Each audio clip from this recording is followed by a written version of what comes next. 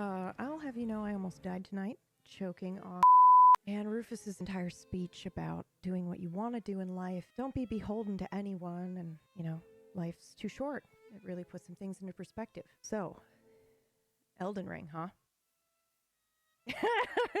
Can you hear my cat?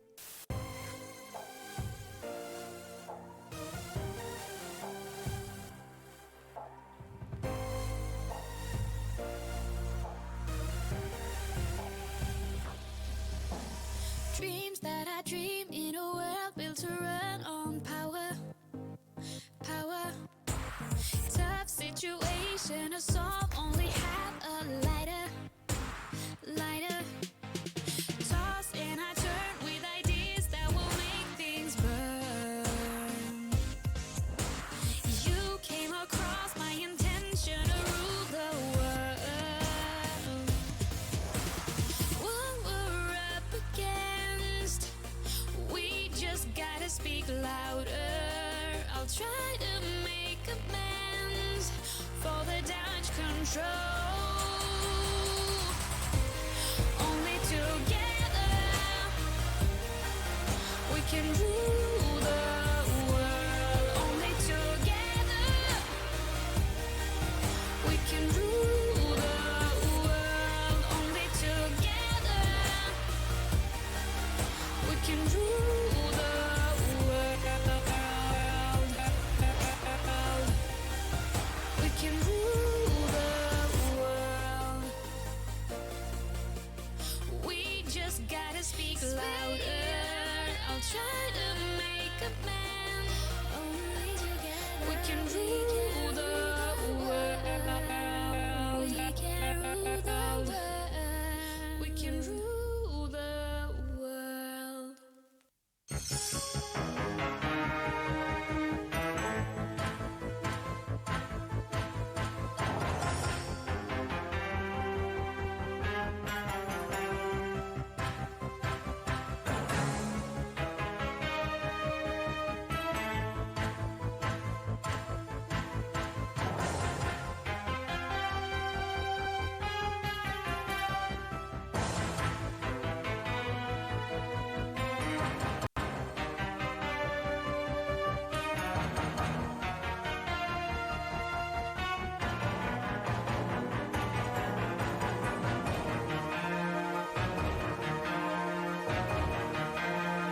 Oh, fuck. I can't believe you've done this.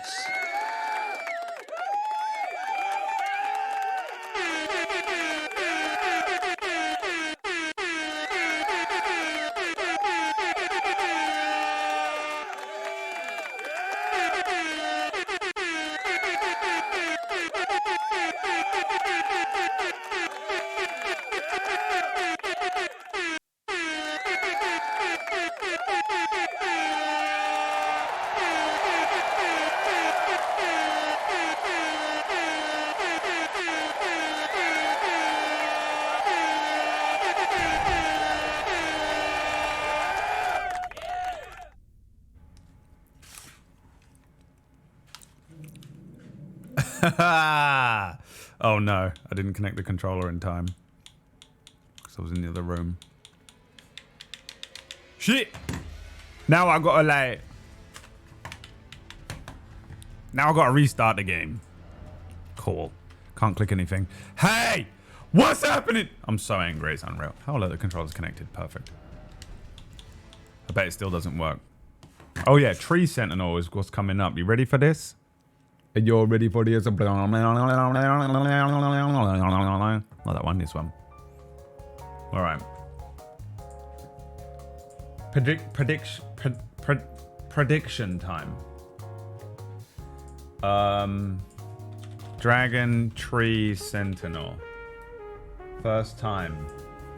Yes or no? While we wait, I will eat these crisps. I'm out of food in my house. It's bad. By the way. It's bad.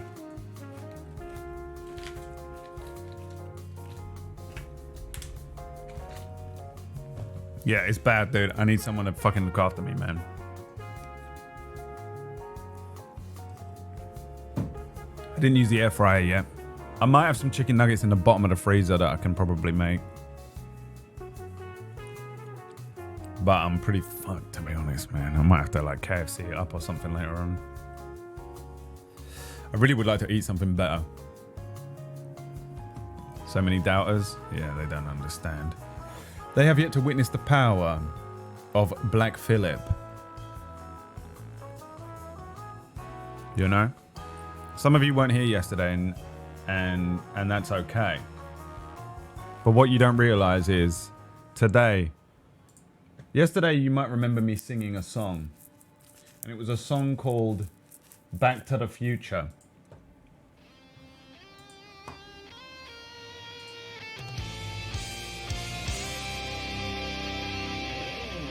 And you don't realize now, do you? That the power I wield is the power of yesterday, the power of tomorrow, the power of Black Phillip.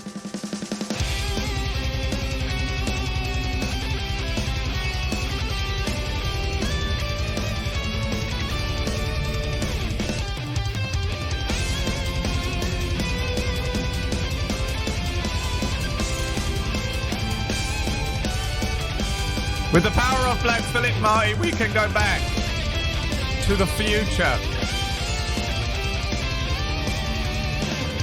No!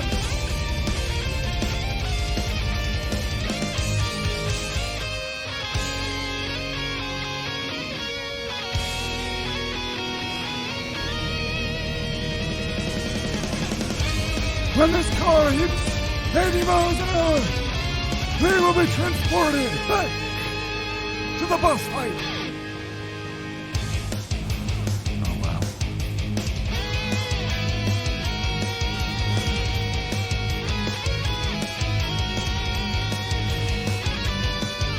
Stay strong, Black Phillip. It's not over yet. God damn it.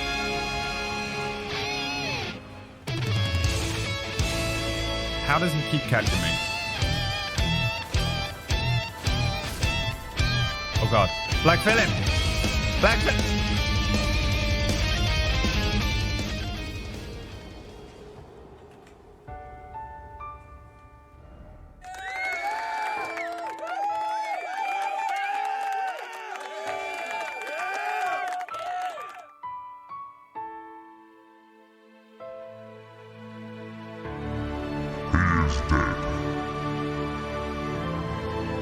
I've abandoned my child. I've abandoned my child. I've abandoned my boy.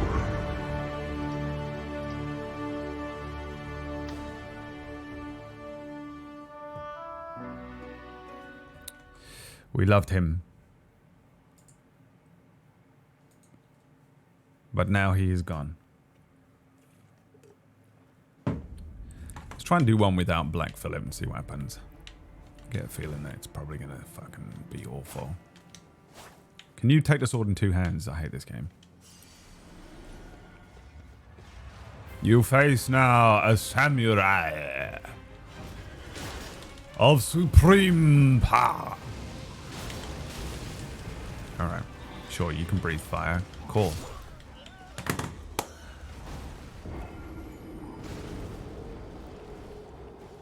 We're gonna be here all day. Hark, look around. Why do they all sing like that? In Disney films or musicals. Hark, look around.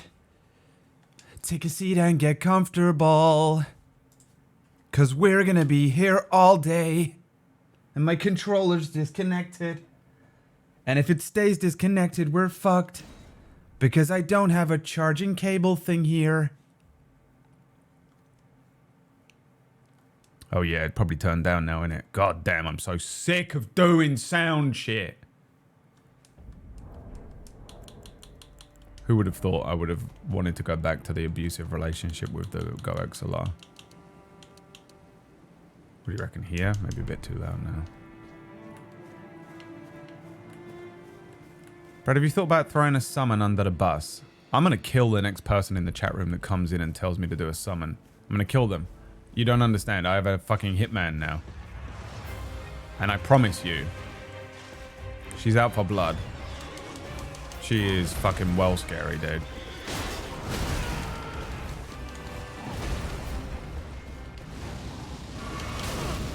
You know what I hate? This whole game. Done it again.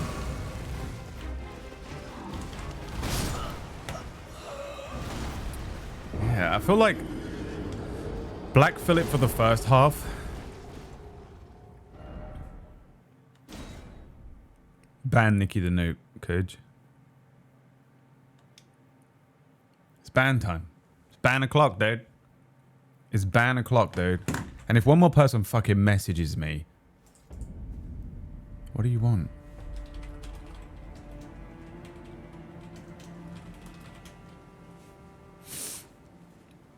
Hey, it's Faye. I told you, man. The Faye's 17-hour Wild RP streams are just Brad Woto waiting room. You know, if we're clever, Faye, we could spitball. We could snowball each other. I'll just raid into you. You raid into me. We will never, ever raid anyone else. We'll just snowball each other. You open your mouth, I'll spit it in. I open my mouth, you spit it in. You know? It's a beautiful love story, really.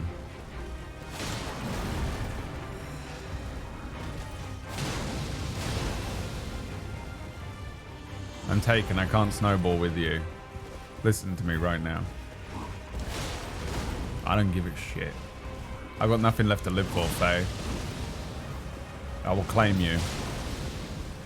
It'll be a story. It'll be a Romeo and Juliet story for the ages, where we snowball each other. Remember that part in Romeo and Juliet where they snowballed each other? It was fucking romantic, bro.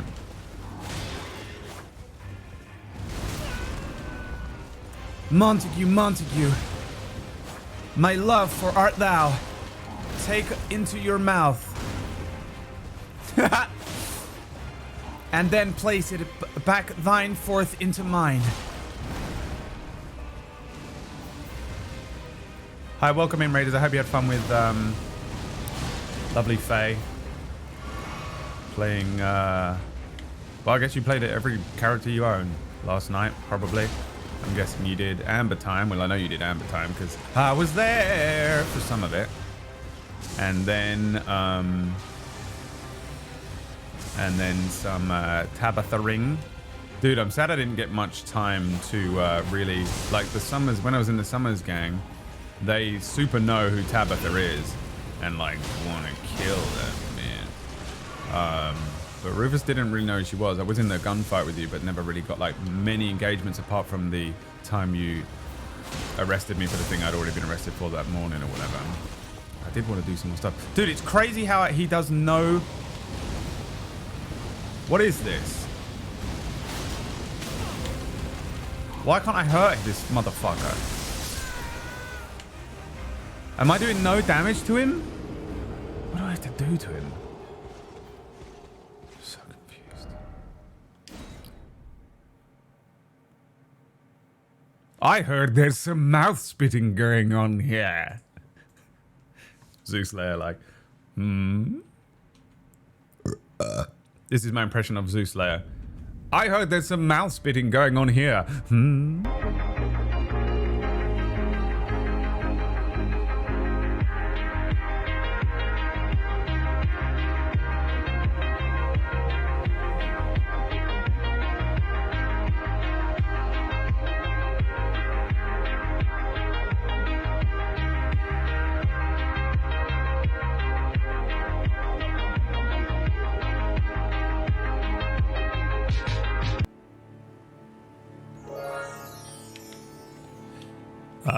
Also, yeah, Hicks is the reason that the Summers gang want you dead. That's so funny. That's so funny. That bit in Scrubs where she keeps saying that's so funny, and he's like, just laugh, just laugh. Don't say it. Do they really want her dead? Almost definitely. They know who you are, like super know who you are. They mentioned you every time we were talking about lore. They would, your name always came up as one of the ones that they were interested in. I don't know exactly anymore. Plus, I'm out, you know. Because my man is dead. My beautiful boy died. My son. I loved him. You don't understand. All of you thought he was a goddamn monster, and he was a beautiful, beautiful boy. Misunderstood, lovely young man. Purely evil, but misunderstood. Purely evil, psychotic, volatile, demonic, insane child. But misunderstood. Two things can be true at once. Rufus or Tar? No, I truly love Tar with my actual whole heart. That, like, Tar is my most special character, I think. I think, like, permaing Rufus was pretty tough, and it's the first character I've permaed that... And it was rough. But I think if Tar was to... If something happened that caused me to perma Tar, I think it would actually affect me. Really. The Rufus perma kind of just... It's weird, and it's weird to say, but because I just come out of that long relationship, and I lost something that I put a lot of effort into, and love, and time, and stuff like that, and it ended, there's a certain level of loss that comes with that. And I've noticed that when I finish a TV show or a book or something, I get this like feeling of like, man, it feels weird to not have that book or these characters or whatever the fuck anymore.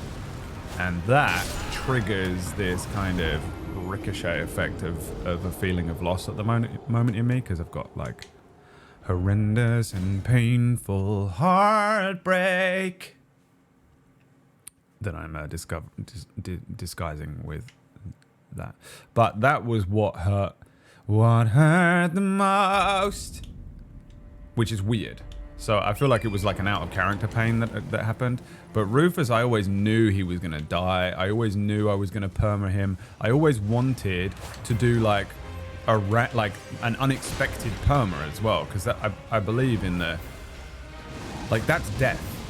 Like, very rarely do we expect death to come, and most of the time death is a thing that we don't think about, and then it comes in and we're affected by it, especially in the situations that they're in. So I always wanted to make sure that at least one of my characters just went at the wrong time. Like, his story wasn't finished. He had more to give, more to do. There was plenty of RP left in him. But that's death, man. That's all of us.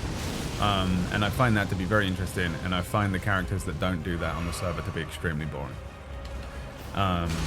Because it's just, there's no realism to it, and there's no art to that. There's no reflection of real life. It's just a fantasy. It's just a fucking children's tale, you know what I mean? And I don't find that to be interesting personally. I don't care what people do, don't get me wrong. I just don't find it to be as interesting personally if I was to be watching it. And I'd rather create something that I'm interested in than something that everyone's interested in. Example, my stream. So I really like the way that like Rufus went out, kinda, but the feeling of loss wasn't as bad because I always knew Rufus was gonna die to some bullshit. He was a fucking maniac. No one was ever gonna understand him. No one was ever gonna truly like love him in the way that, for example, Amber loves Tar. It's just never gonna happen for him. And he wasn't ever gonna love someone like that either. Whereas Tar is Rufus is certainly a kind of twisted reflection of me. I think it's really hard to roleplay characters that aren't some sort of reflection of you. Rufus is a twisted reflection of Ty Fairveridis from Spellwind. Ty is a good guy, but was brought up doing kind of bad things for a resistance. He was brought up in a rebellion. His parents were killed in a fire. He has a lot of issues around that, and family and finding a place of belonging and stuff. And Rufus had a twisted version, like an even more evil, twisted version of that going on.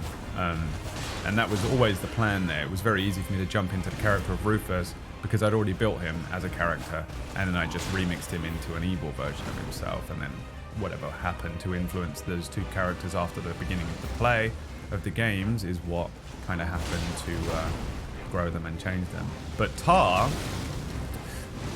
is a whole different fucking ball game for me, because Tar is a pretty close reflection of me. I took a lot of the things that had happened to me in my life, a lot of the things that I was afraid of at the time, a lot of the things that I wanted to wonder about myself, whether I could be better at dealing with, I changed them up. Like, I changed a lot of Tar's story to reflect the time, or like Tar lost all of his friends at 23 because he got on the wrong boat after a botched job, right? But I lost all of my friends at 23 because of drugs and getting clean and all of that stuff. So stuff like that is baked into Tar's backstory. He's a lot more laid, he's a lot deeper, and I like to think of him as a slightly better version of me, or a wiser version of me, brought up in an era where things were a little different for him, to give him different ways to cope with those things. And because of that, I have this fucking psychotic love for Tar in myself, because he really is so close to me as a character in a way. I think now he's a lot different. The way that we've played the game and the crossing and the events and stuff has changed and shaped him. He's certainly different from me, but I love him.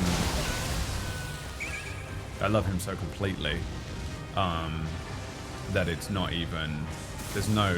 There was no competition between him and Rufus. I really loved and pitied Rufus for a lot of different reasons, and because I understood him better than anyone, I've found playing him as a piece of shit and an evil character, but using his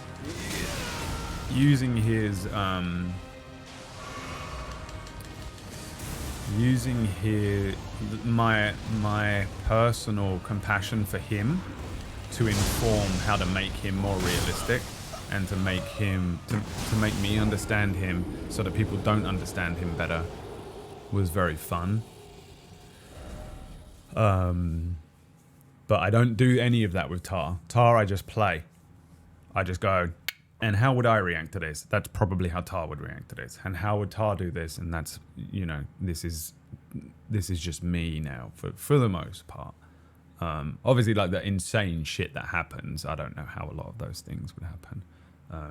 I had that conversation with Missy the other night where she called me dad, and then she was talking to me about the loss of the Wallaby kid, and I was like, listen, this is going to be awful for you right now. This is going to be one of the worst times of your life, but you can make it through. It takes a moment. It takes a little bit. You have to just accept the fact that the world is going to keep spinning. The sun keeps coming up and then it keeps going down, and you're still there. And it is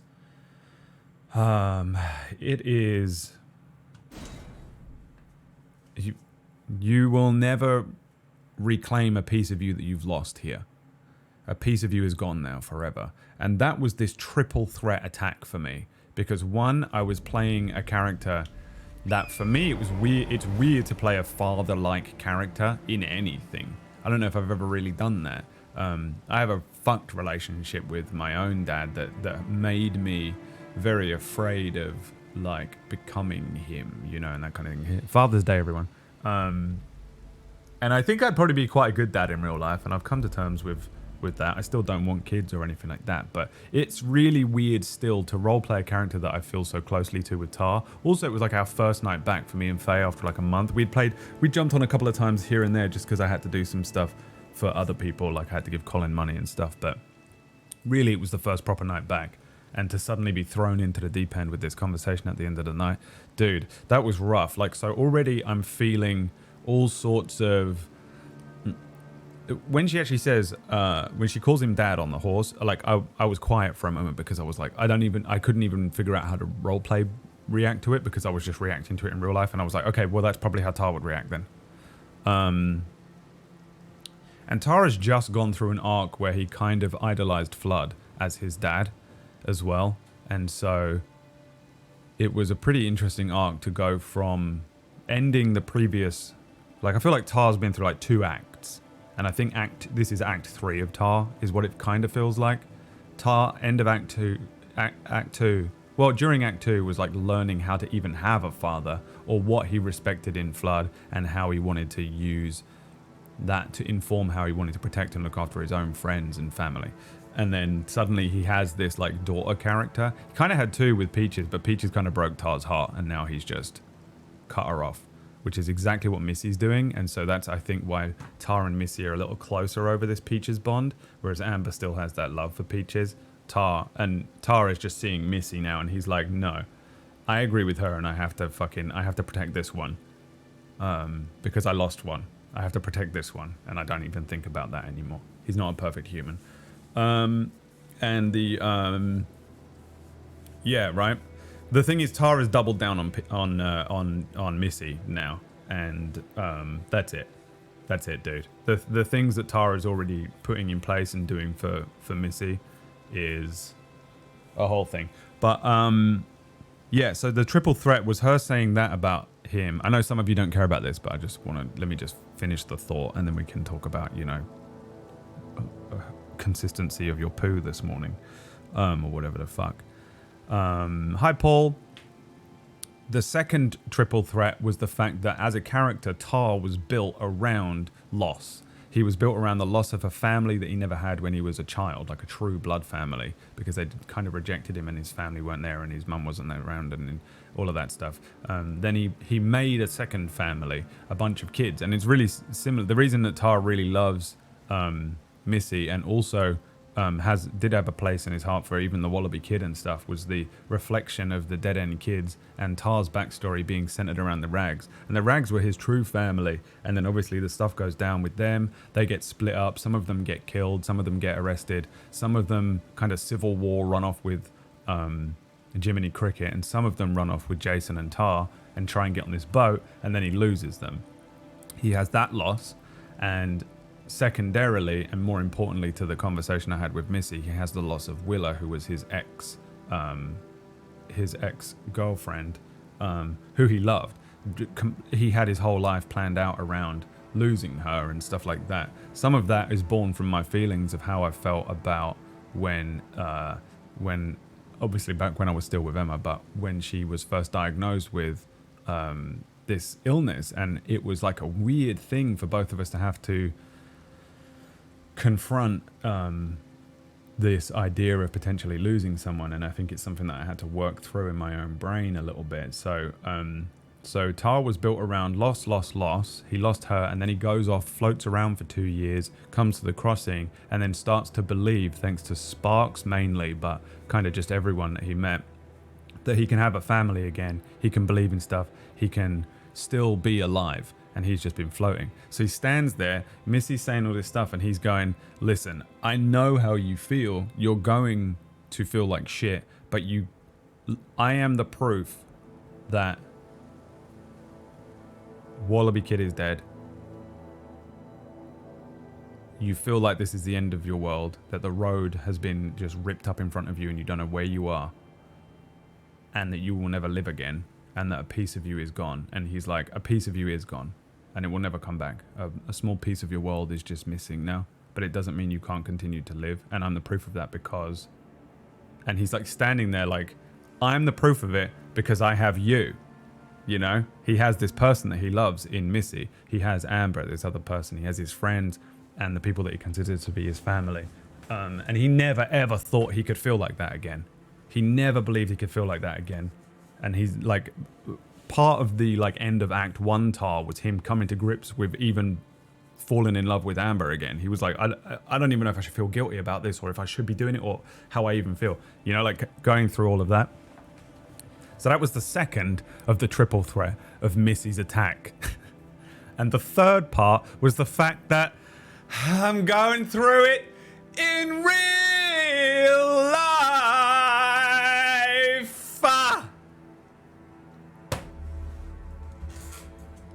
I'm literally in real life dealing with a 10-year loss. And I'm standing there going, yeah, this is the bit that sucks, thinking back to the first week. It feels like your whole life, everything you had planned, all of the things you imagined in the future are gone. And you don't know where you are, who you are, what you're doing. You had a road in front of you with all of these stops planned along the way, and that fucking road gone. But you'll be okay. And this is me now kind of like, I don't feel as bad as I felt the first week, but also projecting myself 6 months, hopefully into the future, going, hey, just get through it day by day. You will be okay eventually. And then I had to slip back into Tar, where I'm like, Tar did this, and he's 2 years ahead of me. Oh my God, dude. I ended that. I was like, anyway, good night. I tucked her in. She said good night. And I said I was proud that she was my daughter. And again, like I said, Tara's really doubled down on Missy. He, at this point, I think he would probably do some pretty crazy shit for Missy if he needed to. And he tucks her in, and then he walks outside. Tar was crying because of how triggered he was from that conversation. Like, there's no way that you wouldn't have a conversation like that if you're a person in Tar's position, where someone who you love loses someone that they love. He actually saw their future for them as well. Tar always imagined a version of the future for Missy and the Wallaby Kid, where they kind of grow up and become normal and own the fucking general store, you know? Like, he's old and he steps outside and there's, an older fucking Wallaby Kid holding, like a kid, like a baby. A little mini Missy runs out with no boots on, runs across the street, and he gives him a little wave. And so it hurt him to think that she would have lost that for herself. But then also, it's going to bring up all of the feelings in himself, because he's just experienced it a couple of years ago. He knows exactly how it feels, and I don't think I think anyone who's been through something that viscerally will always remember it, no matter whether you're over it or not. And I think Tar has come to terms with a lot of it. This third act, Tar really did put a pin in the final thing that was kind of a hangnail over him by going to Boston with Amber and visiting Willa's grave. And like, obviously we'll never see the scene, but I imagine that Tar sat down next to that grave and just had a really long, heartfelt conversation with her openly about everything. And I think that probably would give a man like Tar a lot of closure, even though I don't really believe in closure in real life. I think Tar probably does. I know we're supposed to be very similar, but and I think I think for him, that whole arc in his life is closed, and he's accepted within himself that he can give himself fully to like Amber and his relationship with her and this new life that he's building for himself. And for sure read that letter. Yeah, 100% read that letter to her as well. And I think probably went and visited her parents and stuff, and just was like, over it all. But man, would he feel... I feel like this, like, the thing that I ended the stream with Tar was just like him like wiping a tear away from his face, because there's no way he wouldn't feel that so heavily. But I ended the stream and just sat here like, for a moment. Thanks, Jenny. I love you, Jenny. I do love Jenny, though. I'm really, really happy that we have role players like Jenny. And Faye on the server for me to be able to explore some of these things with. Me and Faye way back when had a long conversation when we were like first building up Tara and Amber's relationship about how we would even approach it, and if it's all, just checking everything was okay and stuff. And that's just nice to have as well. It's so nice to be able to have people around you that you can trust, because it really does just let you explore stuff. I don't know how much of it has been therapy for me, if any, probably, and how much of it has been useful, how much of it maybe is bringing up things for me and stuff. But if you don't have people around you that you feel like you can't trust fully to be able to roleplay like that, it's really difficult to do. So I say all this stuff about like, Jenny with the triple threat attack and stuff, but I wouldn't even broach it if I didn't think Jenny wasn't a great role player and stuff. It's so frustrating because now I have to split my time amongst certain different things. And like one of the things I think for Jenny as well is she has to split her time between Molly and Missy, and Tar wants to build up a relationship with Molly. He has one already. He really gets on well with Molly, but I don't know if they've like ever really built a huge relationship. But to Tar, Colin is really important to Tar. He really does see Colin like a brother, and a best friend. So anyone that's important to Colin is extremely important to Tar, and I think he wants to really get to know Molly. But also I'm like, hey, I need you to log into Missy. It's like the most difficult thing having alts the whole time, man. And like listening to Missy talk about Rufus on Tar is so frustrating because I just want people to know the truth about Rufus, kind of. But Tar done really, like, he's like, yeah, you liked him, that's all good, and I trust your judgment in people and stuff. But this guy sounds fucking horrible. This Rufus guy threw McGregor off a cliff. Yeah, Tar really tries to see the world through Missy's eyes though, and not immediately judge people. He was trying to do it so much with Edwin. For Peaches as well. Oh,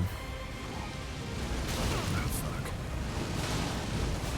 I think the thing as well, and like me and Missy had a secret conversation last night on Tar, where Tar was like, listen, Amber wasn't brought up in crime like me, so I kind of get it. You know, Amber's so worried for both of them, but Tar is like, Tar has always been a bit better at drawing a harder line. It certainly makes him the asshole. But I always play him like he knows the biz, you know, like he was literally basically a dead-end kid when he was a kid. And so he gets that thing, and he's always had that thing where he's like, I would rather support Missy doing something dangerous than restrict her doing something dangerous and hinder her chances of like, she might get injured. Whereas if I support her, she's less likely to get injured. I'll give her guns and ammo. You know, that kind of thing. Which is what he's always done, even with the Wallaby kid. He's been like, I think it's better that we arm them, because they're going to do it either way. So it's better that they're armed. I'd rather them fucking kill someone than get killed, honestly.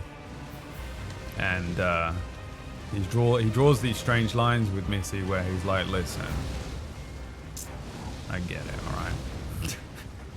He's like, I used to be a fucking little smuggler. And I used to get into fights, and I, you know, all this, I used to do all this stuff, and I fucking worked for a fucking gang in New York who used to have me go around fucking knocking on doors and claiming debts. He's like, I get it, man.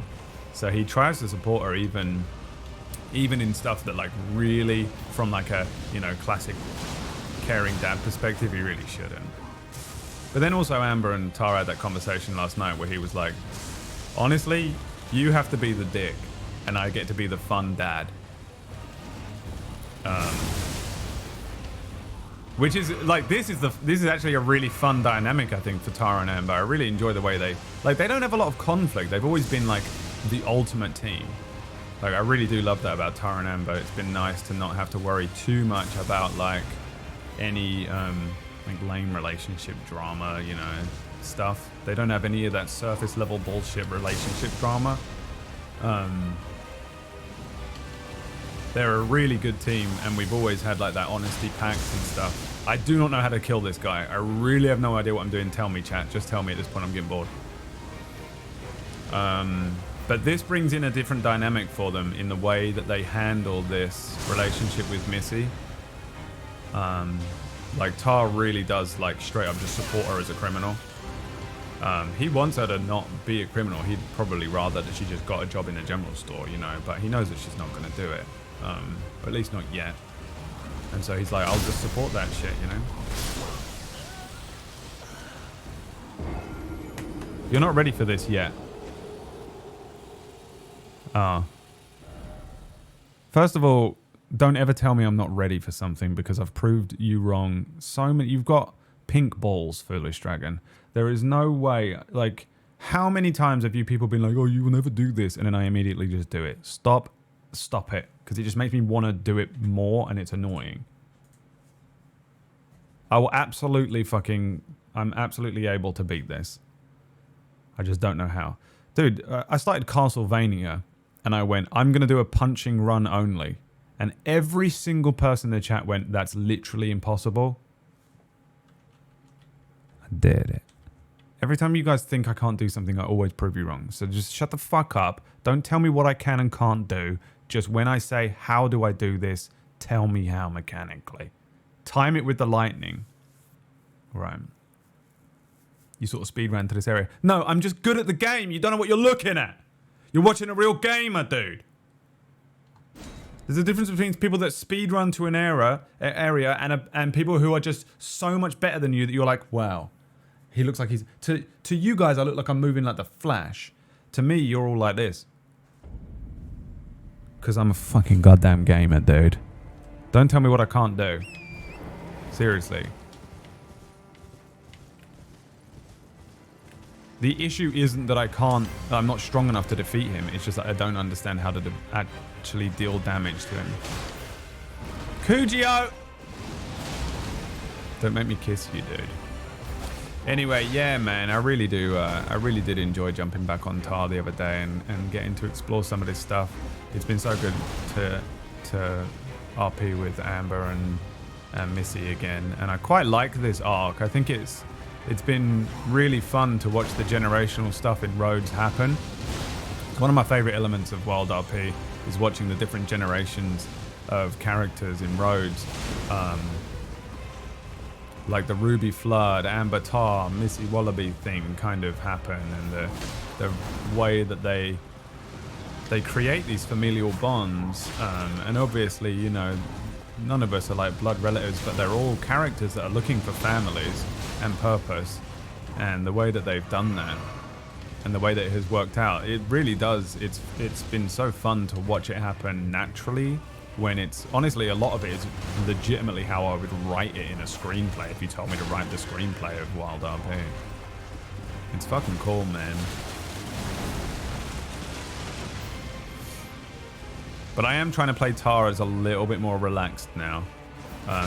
He's come back after this thing, less anxious, less stressed, more confident, I think, even in himself. What are you doing lightning for already? Oops.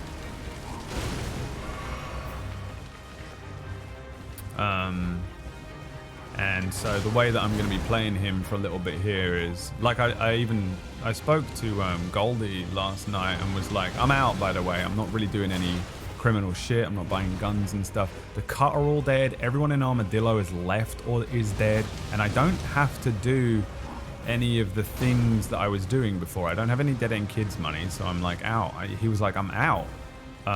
He said to Goldie, because he likes Goldie, he was like, if you ever really needed help or anything, I'll happily help you, but I'm not involved in stuff anymore. So he's actually finally out, and I really think I want to try and keep him out of any crime stuff, which is kind of why I want to give him like a ranger cloak or something, because it forces me to be beholden to a different code for a moment as well, which I kind of want. I don't think I can justify bringing him into law or anything like that.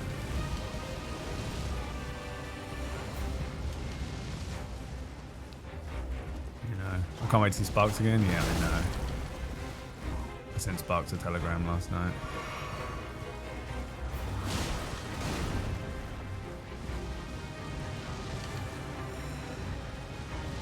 Yeah, I think the next couple of weeks are going to be very interesting. I've been playing Tar offline.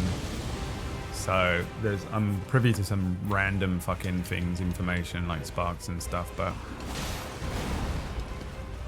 there's going to be a couple of things that happen, I think, that should be quite fun to see how they evolve.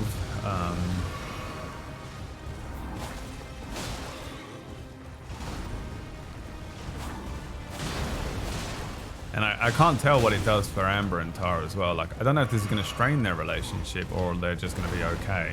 I feel like Tar is very confident in their relationship. He's like so confident in it, but that's often a mistake as well.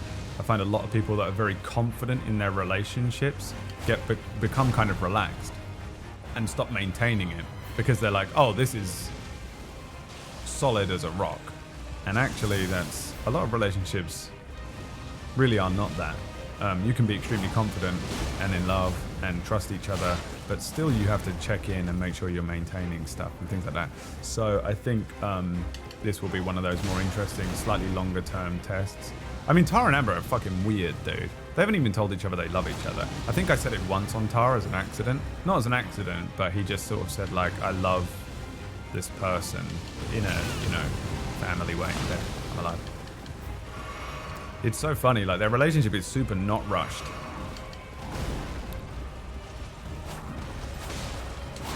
Uh-oh. Alright, here he goes. Time it with the lightning. Time what with the lightning? Am I supposed to be fucking... Ah. So when he doesn't have lightning on the thing... I'm fucked then. So when he uses the lightning... Oh, this is fucking me dead, isn't it?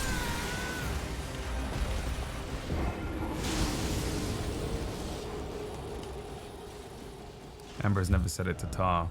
I don't think Tara's ever just like stood there and said it either. Because he's weird and awkward as well though, isn't he? I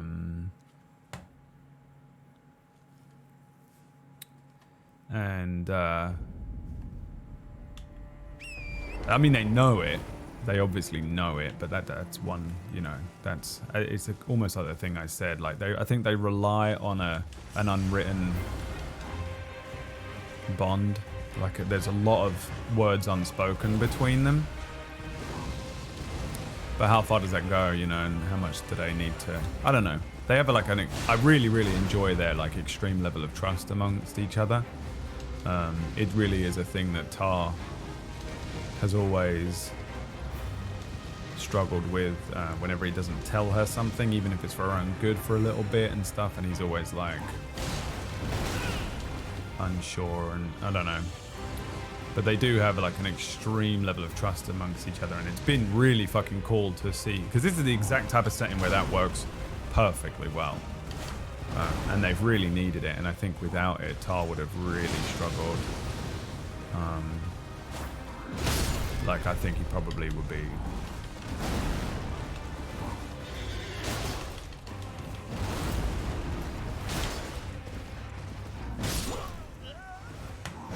I don't know where he would be really without Amber as that kind of rock character. I don't know if, you know, I think he probably would be some form of like psychotic criminal or dead. The trust, dude, yeah. Just pure trust. It's fucking cool, man. I really, really enjoyed role-playing. Faye, will you go to bed, dude? What are you even still doing?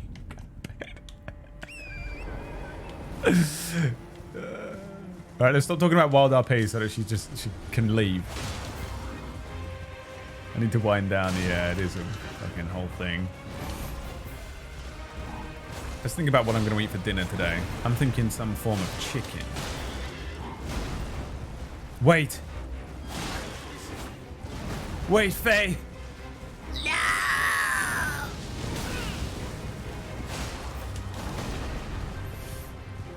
I raided you. What? And you're still up. Yeah, dude, this is the thing, she's been raiding into my stream. I start at 9 a.m. Maniac. I was up early this morning. I popped in to just see what she was up to. I don't watch a lot of Tabitha stuff because I like to try and not watch the meta. So mainly it was because I was playing Rufus and I was not watching any lore characters. But it's funny because I don't really know Tabitha at all. I'm really like excited to meet Tabitha on Tar and like see how they get on and stuff.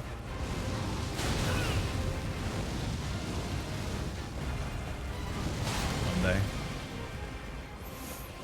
But yeah, I popped in and was like, this is the Brad Woter waiting channel.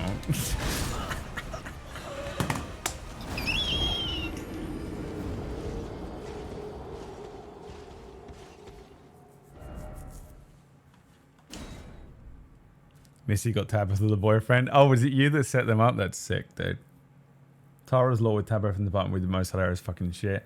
Yeah, I consider, like, it's just hard. I sort of really cannot justify taking Tara into lore. You know, especially with Missy and the, he's just very jaded with lore, and even though I think he can distance himself from it, I don't think he could justify putting on a badge. Maybe one day, but right now I think, yeah. It's just annoying because I feel like it's nice to have something to do, which is kind of why I want to take him as a ranger. It doesn't really make sense for Tar to be a ranger either, by the way.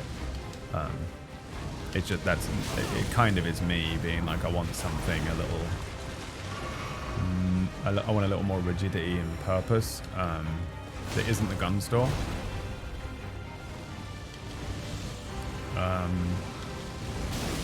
And I kind of like the idea of just like riding around with like one other person. It's funny because that's what Jody wanted from me all the time, but because I was so new to the server, I just didn't do it, and Tar was so busy and involved in a lot of stuff. And now Tar would love to just ride around with just Jody and chat shit. And it's funny because, like, the first thing I did when I came back onto Tar was ask Biz. I was like, hey Biz, will you be a ranger with me? Just so that me and you have the excuse to both of us just be ranger partners, like Frankie and Dallas, but all we do is ride around together and chat philosophy and stuff. I would also ride around with like Buzz, and I'd be able to hang out with Andy, because I don't know where Moose is and shit like that. I get to ride around with Leah and Maya, but also in a way that is like not just this enormous group effort, and like we get an excuse to be like putting on a cloak and going away now, which I kind of want for Tar. Like when I log into Tar, I'm hoping it's not too stressful. You know, I'm going to make up another Crim character. I'm going to make a funny Crim character and a real Crim. And I say Crim, not villain, for a reason there, by the way. I think I'll probably make another villain one day as well. But Tar, I really just would like to be able to log in and it be a lot more casual. Obviously, if stuff is going on, or it's sad, or it's serious, then it is what it is, and I don't mind that either. But for the most part, I don't want him to be as involved as he was with like criminal things and having to worry and shit like that. I'd rather just be able to log in. And Ranger just kind of fits that mechanically, I guess. But like, I don't know if Tar would actually really want to be a ranger, but I can kind of use the excuse of him being a little more like chill now that he's come back and gotten some of that closure from Boston and Maine. He's a little older, a little wiser, a little more at peace with himself and Amber and that whole relationship. So maybe he would do something like that. Like a hobby, like doing a ranger thing as a hobby is more kind of what I'm thinking for him, instead of fishing. But also he's got money in the bank. Because Tar earned so much money in that time, he can almost literally retire. Tar's got like 8 grand. I've also got money owed to me by Nash, and I completely forgot about that to mention it to him the other night. Tar's all good, man. He made a bunch of cash. He just threw 100 at Missy last night like it was nothing, dude. He was good.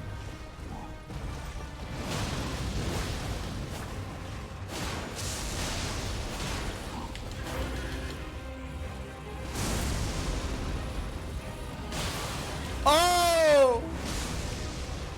I have to concentrate now because this has changed everything.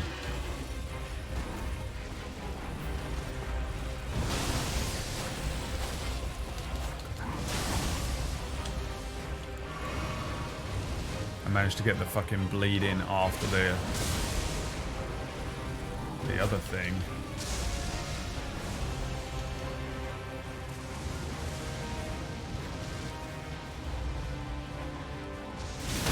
Oh, go fuck yourself, dude. No way, bro.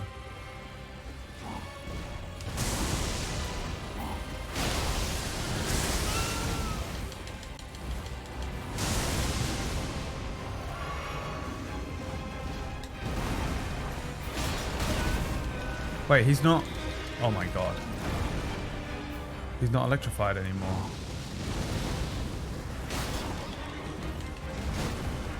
I'm dead.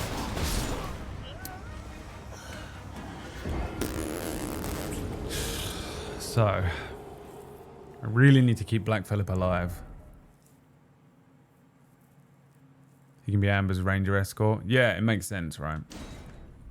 I just like riding around with like one person. We probably do need to do more McTavish time. Yeah, it was just really hard to like. I don't know. I was struggling to balance all my time. I thought I was a little stronger than I was when I brought out McTavish, and well, I wasn't. I've really not fucked around with my energy levels this last month. I really have been like, I'm too tired, I'm not doing it. I've really been putting myself first for once in my life. I spent a lot of time last year like allowing myself to say no to people and not overextending myself for every single person that asks me for a tiny little thing and stuff, and I felt really selfish and horrible doing it, but that it's just that stupid PTSD guilt thing where you just never take care of yourself. I'm just so sick of just fucking always overextending myself for other people, going the extra mile for other people, and at the end of it, all I've done is help them along their way, and I'm exhausted, and I'm just weak. And I get nothing out of it, and it's just like, I know that it shouldn't, you know, that doesn't sound very altruistic, but it's like a lot of the time, you're just constantly helping 10 people at once, and it's so difficult, and you have to just, sometimes you have to be like, I haven't got time to do this, just this little project or this little extra thing. I have to take an hour tonight to just sit down and watch TV by myself. I can't spend my entire time being just like trying to help so many other people. And it was just the most confusing thing to do mentally, because it just makes you feel like a complete asshole. But I was doing that a lot last year, and just saying no a bit more and being a little bit more what I shouldn't define as selfish but felt selfish. Just here and there, I was like, no, I want to just take tonight to do this, and I just started to just relax a bit more in the evenings, and it was really good practice for this year, because now then I go through this whole thing and this last month or so, and just allowing myself to take some, like a day, like I was like, I'm dying. I'm absolutely, this is killing me. You know, the last month for me has been legitimately some of the hardest days. I've had some days in there that are just, I don't know. I honestly am not kidding when I tell you there have been a couple of days in there where I woke up and looked at my own hands and was like, wow, I'm still here. That's fucking insane.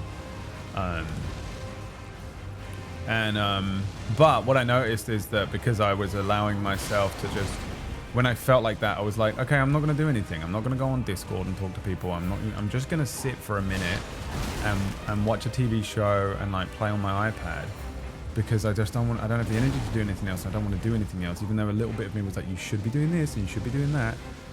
But I think because I spent a little bit of time last year getting used to doing that, it made it a lot easier for this month.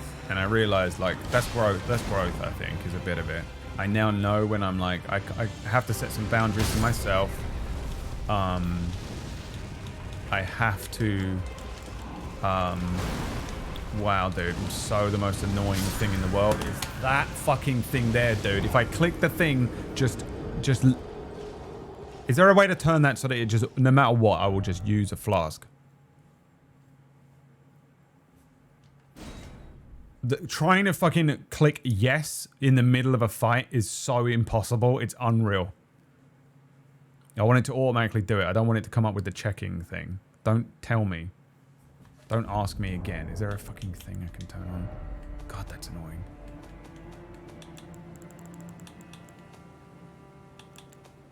Anyway, yeah, that's kind of like what I realized, and I'm realizing coming out of this. The first month after this breakup was very difficult, but like in ways that I wasn't expecting. The way that honestly this whole thing has gone has just been really not what I would have expected at all.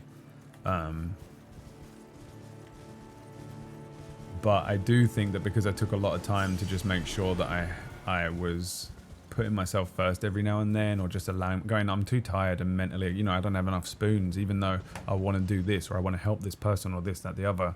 I was saying no, or I was taking the 5 minutes for myself a little bit more here and there over the last year, and allowing myself to say no, or allowing myself to put myself first every now and then, made this month where I was like, I can't do anything.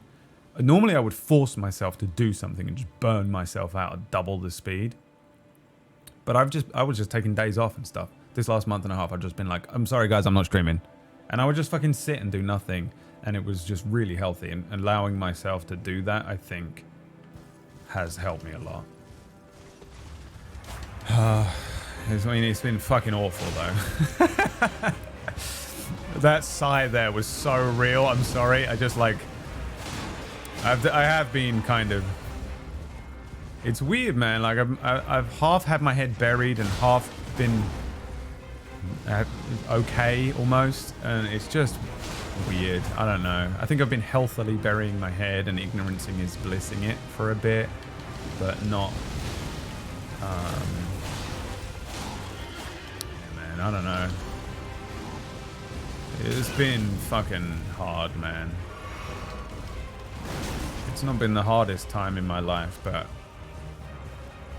I could have done without it, you know. I've been through some rough shit, man, and I'm just so done of going through these times. I know that's life, but it's like, how many of these is there, man?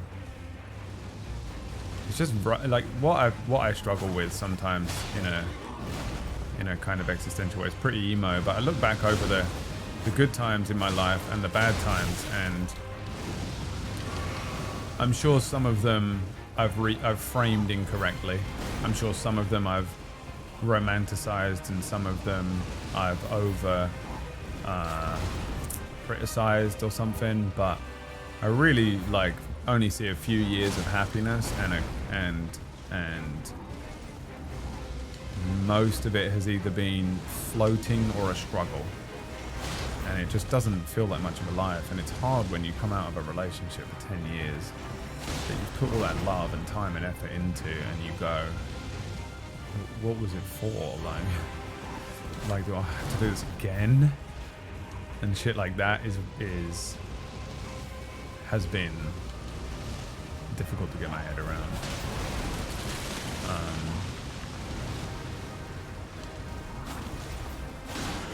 And it's fucking like, ugh.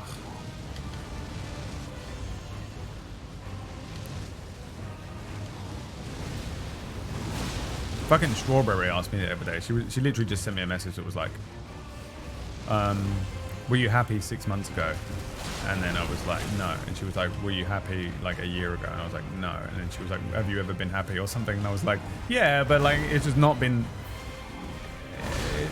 as black and white as that. And it's not easy to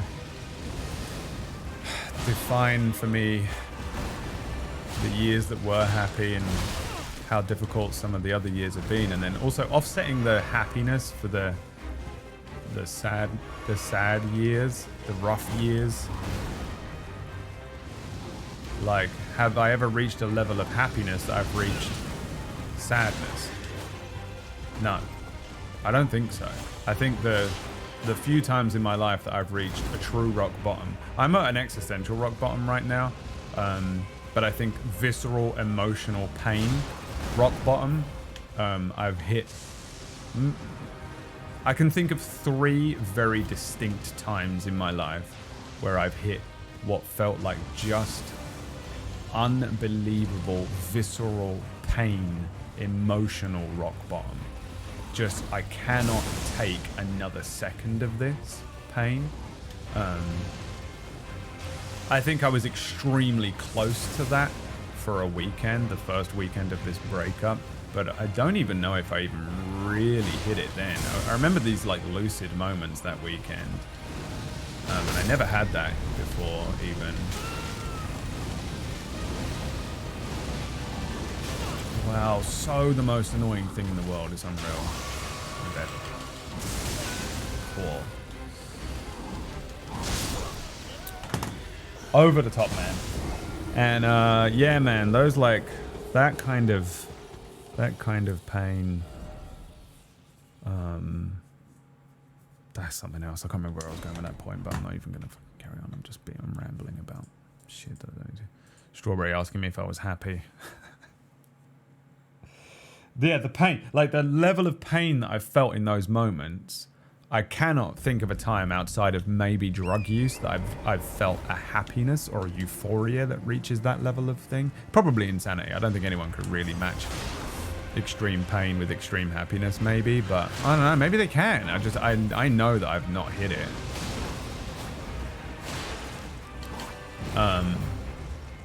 And that's not to say that I've always been unhappy. I've been kind of stable for a lot of my life in a very like I've had anxiety and depression and all of those issues and things, but it's not like I spend every single day in just like absolute morose pain. I can kind of just get through day to day. But is it a contentedness? Was it a happiness? Not really. I think the happiest years of my life were maybe the 5 after I got clean. Once I kind of was over it and I was okay with it and it wasn't troubling me quite as badly, either in a mental, emotional, or physical way. And I was kind of doing some stuff for myself for the first time with Liam. I had just started up my relationship with Emma. I think that was probably the happiest I've ever been. There was a lot of good times in there. But then a couple of years after I started working for Felix, I noticed a huge drop-off start to kick in. You know, our relationship was going through some stuff that whole time. Like, our relationship kind of was... We spent a lot of the time there more like friends because we just had so much going on between the two of us. You know, Emma was sick as well, and there was just so many things that complicated our relationship. We loved each other, but it was not like the same, I guess. And that kind of weighs on you a bit as well, you know, like it certainly didn't make me happy. I didn't feel like I was incredibly depressed about it, but it was an added stressor, I guess, to the life that I was living and everything like that. I wasn't really achieving anything in my life that I wanted to achieve. Like, this isn't what I wanted to do with my life. I don't hate my life, and I quite like doing the stream, and it's very freeing and that kind of thing, but I wouldn't say it was like, if I looked forward when I was younger to now, I wouldn't feel like I had achieved any sort of dream necessarily. Not to be ungrateful about it, I love it. But I think I probably, when I was younger, would have liked something a bit more definitive. Like, I would have liked to have been a writer or a director or something like that, maybe.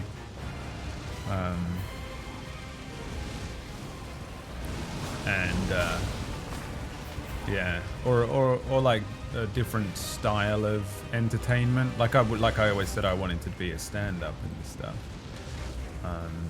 And I think that like there was a few years there where I was struggling with like where I'm going in life, and that came and like work and who I wanted to be and how I wanted to be perceived, and did I have any purpose? Have I achieved anything? You know, who am I? And like a lot of those things, man, they will all contribute to just like an underlying kind of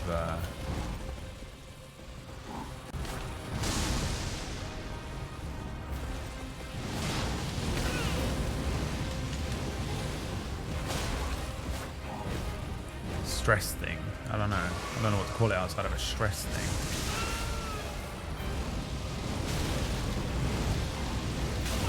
Just, I can't get around that. I hate it, dude.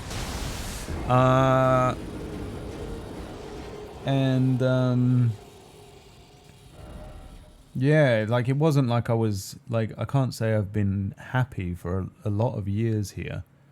I wouldn't say I've been sad, because I've certainly felt the depths of sadness, but I would say it was probably closer to, it wasn't even average. I'd say it was below average. Like if we had a scale of like happy to sad, and I think this is probably a terrible way to look back over the years, but I would say I was closer to sad than I was to happy.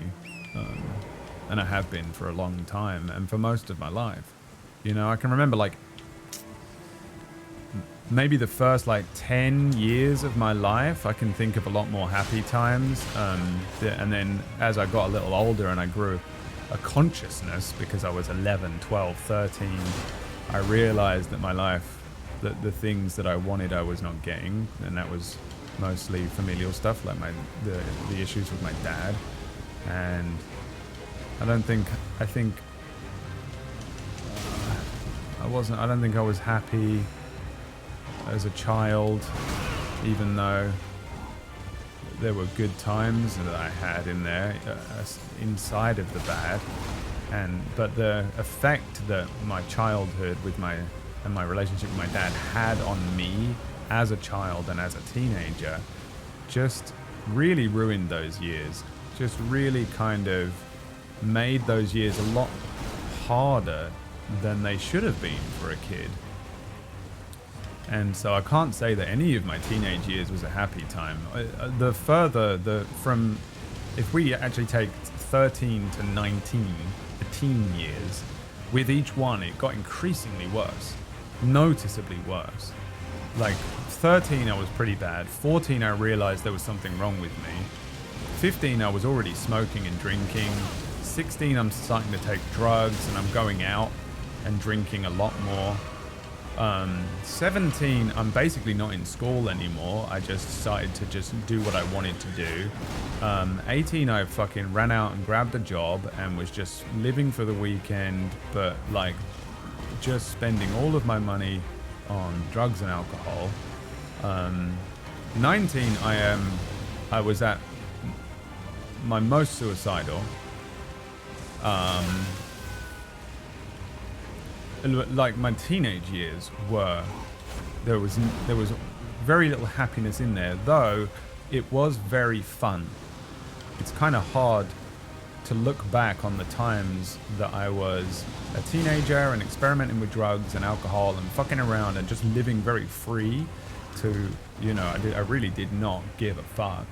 I didn't expect to live, I didn't want to live, so it left me able to just kind of live like this fucking crazy lifestyle. And that, dude, is fun. It is fun. You're living, you're just surviving entirely and purely for your id. You're not, you're just, you're appeasing only really your base instincts. You're absolutely not trying to, this is probably too much for a Sunday morning on this stream, isn't it? I'm sorry, I'm just rambling. And I know I've said some of this stuff before, but that was like, I do feel a certain guilt in looking back at that time and thinking, it was very fun. I had a lot of fun in there, but fun doesn't equate to happiness, which is what we're kind of trying to discuss. But I definitely had a lot of fun in there. I was laughing a lot and stuff like that. And, you know, it was a lot of time spent with friends and drinking and partying and, you know, fucking around and kissing girls, you know, like it was a fun time, and drugs gave me a lot of buoyancy for my emotional regulation and just allowing me to cope. I used drugs to cope with my emotional dysregulation and stuff, but I was not happy. Underneath it all, I would go home every night and just feel a very, very deep well of sadness. And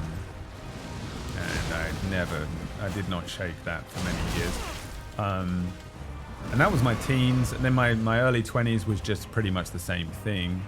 From 20, 21, 22, 23, really just a blur of doing what I wanted. My mum and I fell out when I was 20. I'd kind of pushed her to a limit. She had pushed me to my limit as well, and the two of us fell out, and I moved out. She kind of half kicked me out, kind of half I moved out. It was a weird thing.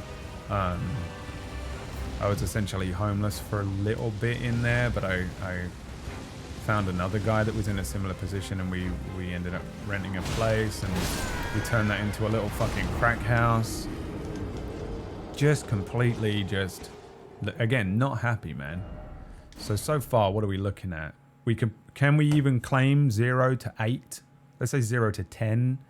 10 years, and I'm literally an infant of happiness. And now we've got 10 years of what I would probably, I really do think was just sadness. So then 21 to 23 was definite sadness. Just, again, it was just more of the drugs and alcohol. There's a year in there I don't remember. A whole year of my life I do not remember. I don't have memories of it or anything. Just no idea. Just lost the drugs and alcohol, gone. Then at 23, I got clean and I changed my life around.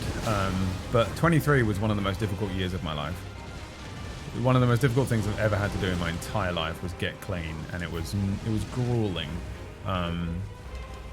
24 was a lot more relaxed. I think 24, I had the traumas that I had suffered, and the fact that I was finally clean, and I had a little bit of something in me that was like proud. And no one really cared, but I cared. And I knew that what I had gone through was difficult, and I had done it, and I felt good to have a little bit of clean air in front of me. And I was reconnecting with a couple of people, like my friends Liam and Andrew and shit like that. And I think that was maybe not a year of happiness or sadness. I think that was probably a neutral year. And then 25, I would say I was pretty happy that year. I think 25 to 30 was pretty good. I spent a lot of time just with Liam. It was kind of just like in my hometown. That was when me and Emma first got together, and we would, you know, you have that whole new relationship thing, and we were very, very much in love. And I think in that time, the 5 years I was doing like YouTube and working around Google, and we had me and Emma were truly in a relationship. There was no question of like what was going on with us or anything like that. I think those years were the best years of my life now that I look back on them, and I didn't feel very depressed in that time. It felt like I was doing something. I finally felt like I had control over my life. I was in a good relationship, and I was spending like good time with authentic friends. And what I was doing was fun and kind of along the lines of what I wanted to do, and it was entertainment, and I was free to do stuff. I really enjoyed that that time in my life, and I would say that those were happy years for me. And then around 30, it kind of changed. Liam wasn't doing the channel anymore. Emma kind of slowed down earning money, and I had to take a job that was not for me necessarily anymore, and I started working for PewDiePie channel. But the first couple of years there, I would say weren't bad. I think we're back to neutral territory there.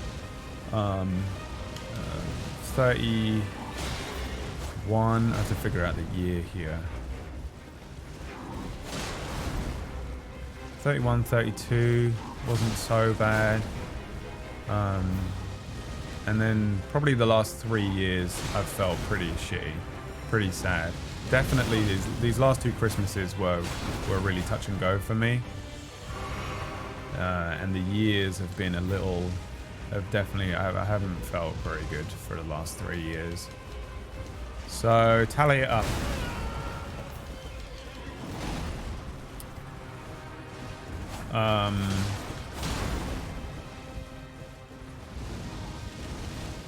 Actually, the last couple of years of working with Felix weren't very good either. So you know what?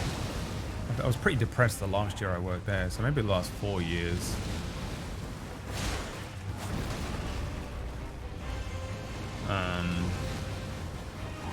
Like working for Felix wasn't great. Not only was it not me doing something for myself, but just working for someone who's just so uninterested in anything other than themselves is so difficult to put your heart and soul and blood and tears and sweat into, only to just have them like just not give a fuck. Just like, oh cool, I'm glad that you consumed all of your life energy for me to further myself, and I have no fucks to give about any you.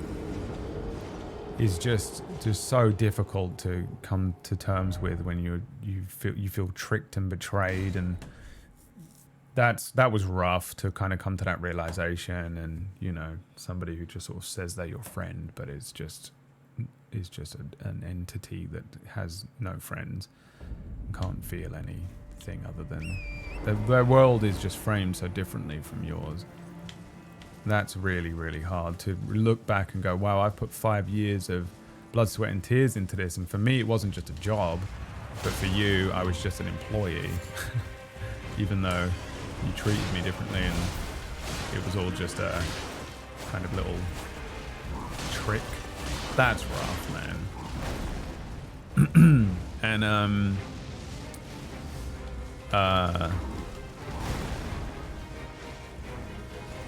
yeah, man, and then, you know, you're in this relationship with someone and you're not really sure where it's going, and the two of you still very much love each other, but you're kind of realizing that you're more supporting each other as friends than you are in that same relationship that you were in at the beginning, and figuring out, like, is this just a long-term relationship? Is this how it goes? Or are we no longer in love? Or what is it? And it's just like figuring that out took us a long time, because it's just very, very difficult to just, you can't just, a lot of relationships will just end because, you know, there was like cheating or like one is just very clearly not into it, or something very definitive will happen. But when your relationship just kind of peters out, it's a very fight him on foot, and I'm gonna hit him with the horse and then fight him on foot when he goes electric, but he seems to just fuck me up either way. He tends to put me onto my feet eventually. Here he goes. I'll fight him on foot now. I just don't know how to escape him when he does this move.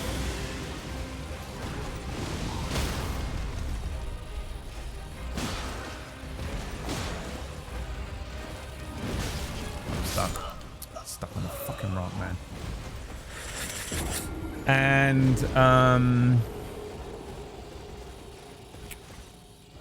yeah, man, so like I look over my life and it's not been bad, and it hasn't been like this constant and endless turmoil. So when I say a lot of my life has been sad rather than happy, I don't mean that I've been in a constant state of just racked with pain, but I don't think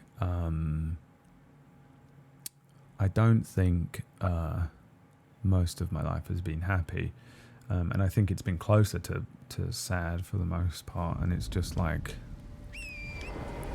I mean, that's sad to think about. And I wish it wasn't the case. And most of my life has been me just desperately fighting to try and figure it out and change that, and work myself out, and not be sad all the time, you know? Which is what it is, you know? And the end of this relationship here has really just been like, wow, didn't need this, you know? Really didn't need it. And I've learned a lot, but it doesn't mean anything. Have you talked with Felix about these feelings? What feelings?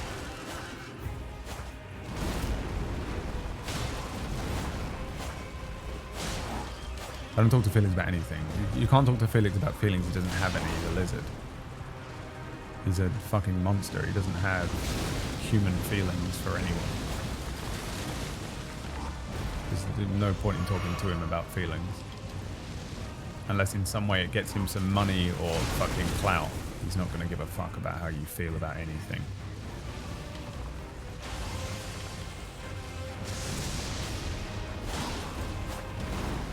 Imagine having that conversation. Well, I did have that conversation. I almost said something I shouldn't say. Technically, yes. To answer your question, technically, yes. And I haven't spoken to him since, so... How did it go? He's a lizard, dude. He doesn't know human feelings. He's never had to suffer or wanted for anything. He doesn't know what people's suffering is. He can't empathize or have any compassion for other people because he's never suffered anything ever.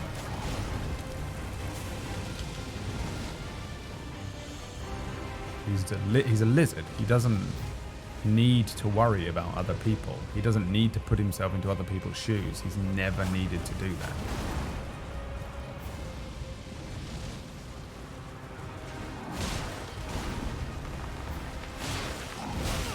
He's just like, he's not really a sociopath or anything like that, but kind of like that's the best way to describe it. I don't think he's like clinically a sociopath, but I think just the way his life has gone has just been so easy and perfect for him that he's just never had to learn what the idea of suffering or people needing help or anything is, you know. So no, I've never spoken about these feelings with Felix. It's a complete waste of fucking time. There's no reason to ever speak to that man. Fuck, man.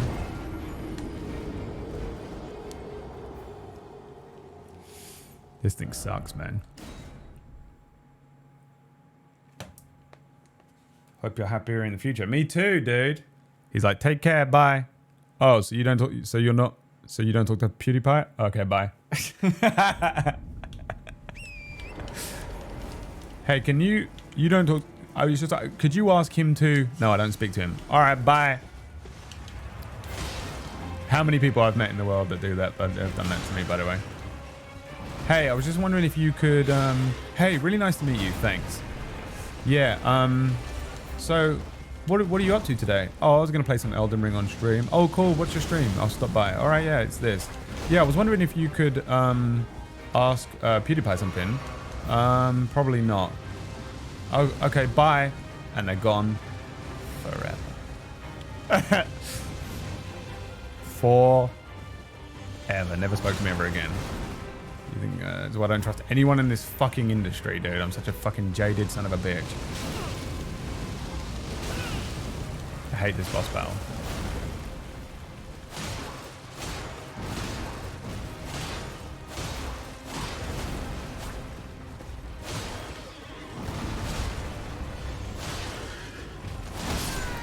Dude, I had him caught in a fucking loop then. Did you see that? I just went for it. I love you, Brad. Hi, Ken. I'm being brutally honest this morning, aren't I? I should stop. It's hard, man, being on the fucking... Like, I just have nothing left to give, you know? When you've given everything to everyone around you and then you look at everyone and they're just thriving and you're like, why aren't I? And, you know, maybe it's a matter of perspective. Maybe I need to just fucking stop complaining, but then also it's hard to just feel so exhausted.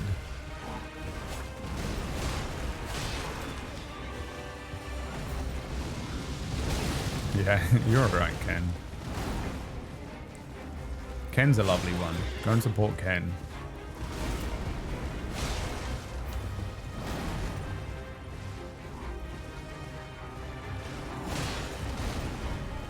You know who should be best friends is Ken and Venelis. Do you know Venelis, Ken? You two are the same.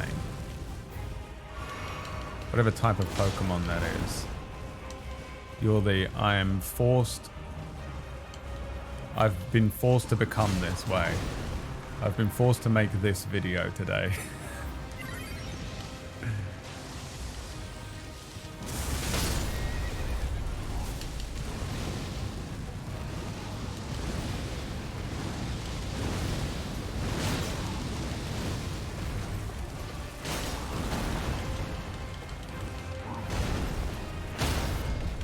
Where do I fucking stab him? Behind? That sucks.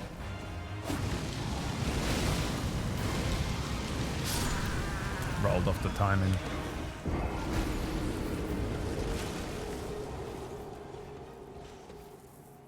Lack of authentic relationships early in life and the realization of a relationship with Lizard Man. Yeah, I mean, that's not just, you know, it is what it is. And you find that in this industry, it's a very common thing. And maybe I was just naive, you know, I think maybe I was just, a naive person, I guess.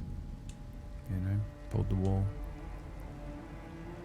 The most non-YouTuber, yeah. Exactly, yeah, it can, yeah. I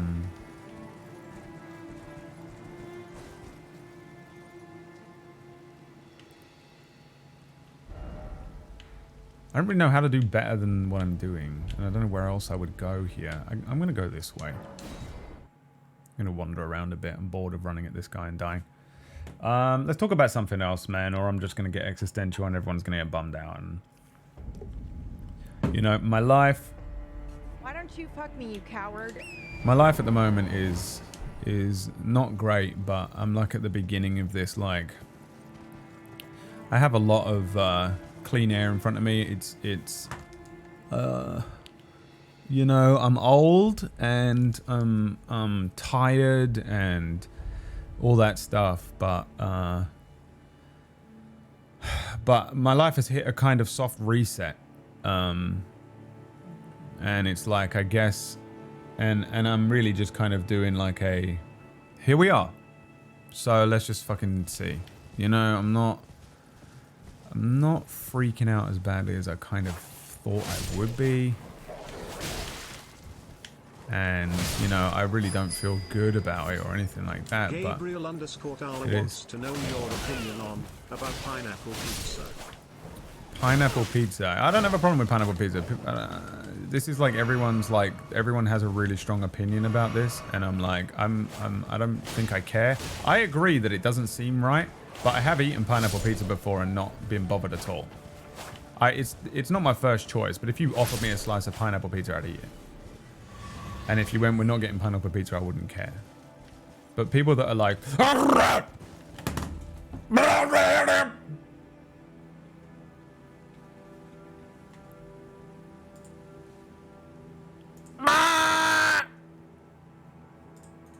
I don't get that. Calm down. Shut the fuck up. Whoa, calm down. There's no need to be insane about it. You can not like it. That's fine. And I get it. It does seem weird. It does seem weird, man. Like pineapple and you're putting that on with like fucking tomato sauce and cheese. Ew. If you gave me a piece of cheese and some tomato sauce and put it on some pineapple and offered it to me, I'd beat the shit out of you. I get it. I get it. But also I've eaten it and it wasn't the worst. And it's okay. And if you have a very strong opinion about it, I don't know, man. Get a hobby. You need more to do in the day. You know, you need more to do in the day. Install Teamfight Tactics. You know what I mean? Like, that's all it is. I think that's how... people's opinion on pineapple on pizza annoys me 1,000 times more than what my opinion on pineapple on pizza is. So there you go, man. That's my opinion. Banana on pizza. Fucking ban that son of a bitch right now. I've never had banana on pizza. It doesn't sound great to me. Uh-oh.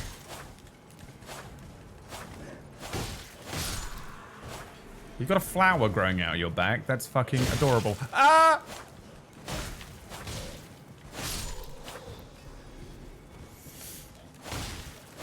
I will say, at least that boss is hard. I think that's the hardest boss I've had to fight so far. The rest of the bosses in this game have been piss easy. Like, I really have not struggled up until that guy there.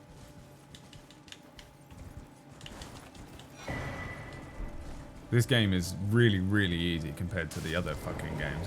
It makes me want to play Sekiro, because now I'm like, what if I'm just good? Which I know is not the case. I know it isn't the case, because I'm not even trying. A lot of these bosses I'm just kind of going through. Why does it say talk to Melina? Molina, where you going to? Linger here. Words of Queen Marika, who vanished long ago. If you wish, I will share them with you.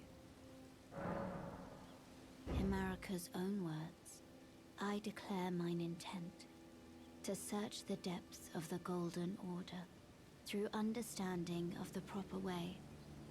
Our faith, our grace is increased.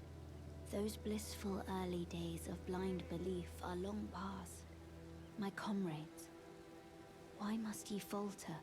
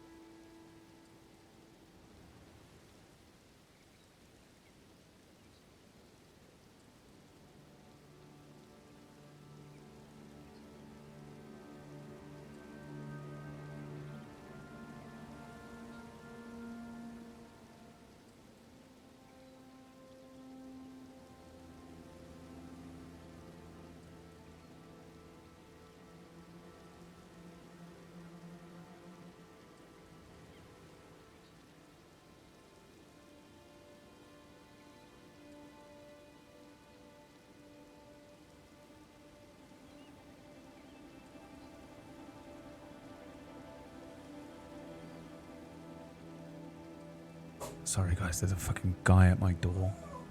And I don't know what he's doing, so give me a minute.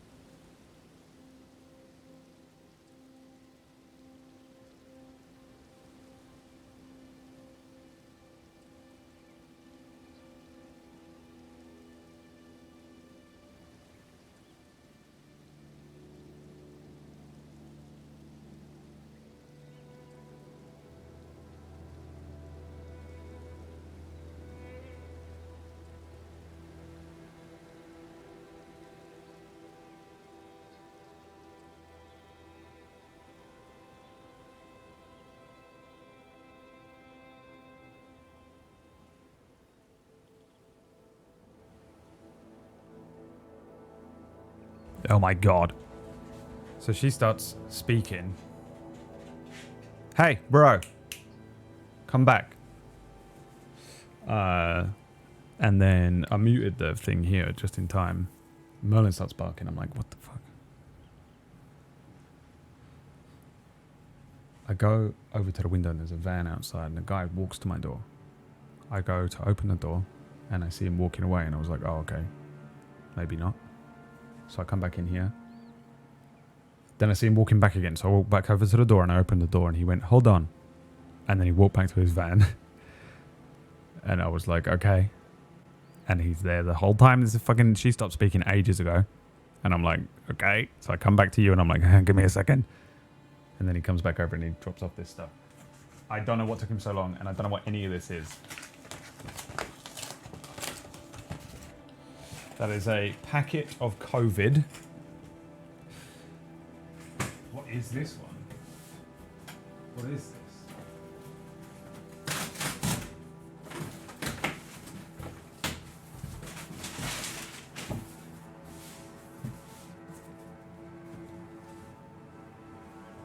Oh, this is the wire. I grabbed this webcam. It's a Nexigo N60. So we're gonna have a second webcam. I'm gonna set it up to do some weird shit, but we're gonna beat the shit out of the What the fuck is that? Oh, I bought a monitor mount. I completely forgot about it. Yes. Okay, I bought a monitor mount for the fucking desk. That's what that is. Dude, I could not figure out what that was for shit. All right, webcam and I bought a spare USB-C to USB 3. Wow, dude, so annoying. Okay, great, cool. And I don't even know what she said to me. Your runes to strength. Let my hand rest upon you. Share them with me. Shush. Be gone. Be gone, wretched wench. The Golden Order seal. Mm-hmm. Do I have a stone sword or whatever it's called? No.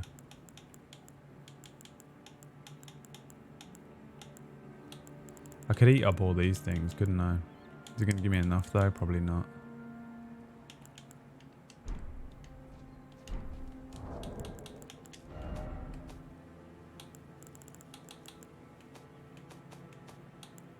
Oh yeah, I do. I have one there. We could go over to where that, there's like a fucking... Oh, this isn't... Yeah, I'm going to be adding a foot cam for you guys to really enjoy. Somewhere over here, wasn't it? Is this it? The 4 belfries. There's a boss fight in here, I think, that I can do. Am I excited for the season finale of Obi-Wan? Says Tears. Yeah, I haven't hated Obi-Wan. I absolutely, if I wanted to, could activate my criticism mind, and I could probably make myself hate the show if I tried. But I've enjoyed it, man. I've enjoyed it. Oh, imbued sword key. Alright, never mind then. Never mind then. Let's go back over here. Yeah, I've enjoyed the show. I just kind of just turn my brain off and enjoy it. Honestly, I don't think I hate it too much. I could hate it if I wanted though. I know that deep within my soul. I just won't allow it. Don't allow it in, you know. I don't think you'll be excited for it after the Shill show today. Oh yeah, remember the Shill show is on today. On Table Story. So if you just want to watch a silly one-shot that Whack has built, it has something to do with Star Wars. I don't know what it is, and I don't question Shill shows anymore.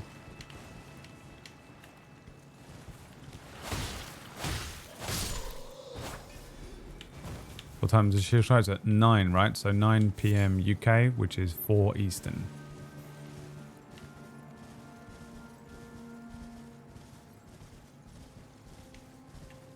And it's got an all-star cast, including me.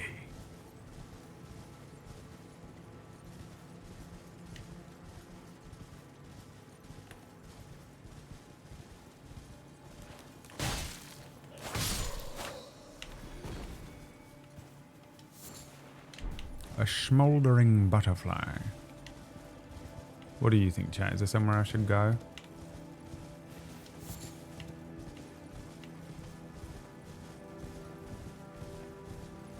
I could go back. Actually, there's a couple of areas around here I haven't looked around.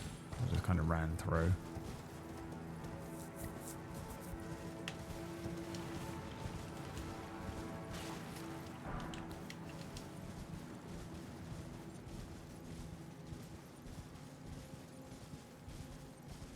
I'm not quite sure what Shill show is.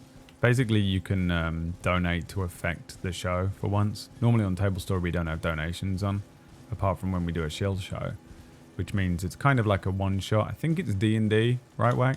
I don't know. I don't even know if Whack knows if it's D&D. But usually it's a one-shot of a system, but we turn donations on, and usually donations are able to affect the show, so you can fuck with stuff. Usually it means, in some way or another, I lose. It usually just means, for some reason, I lose.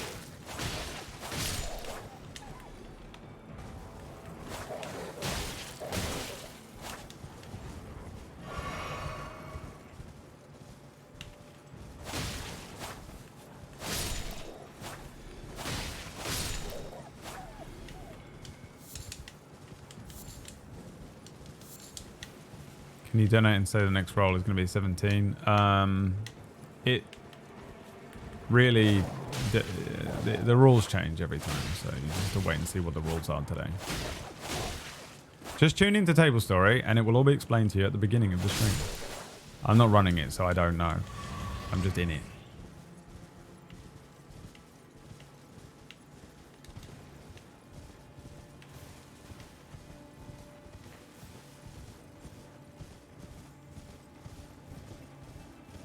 Donate to make me win, yes please.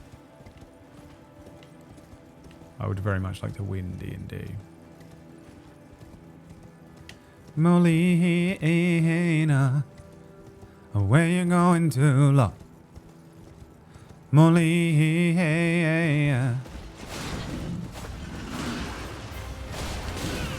Oh, there's 2 of them here, isn't there, that I'm not going to be able to defeat. Yeah, no, fuck all this. I can't beat 2 of them, I'm not even going to bother. Since I can ride past them, I don't count them as a boss. Are they following me? Yes. Yes, they are.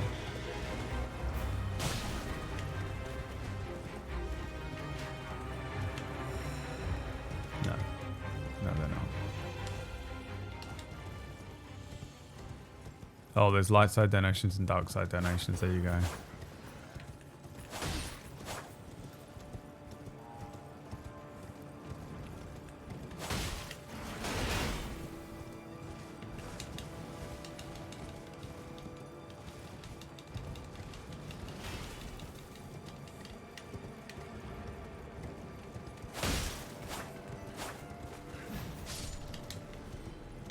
What is this?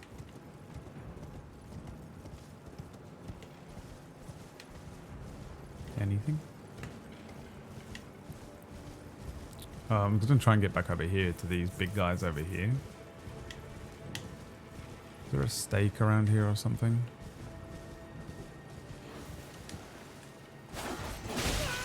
Cool.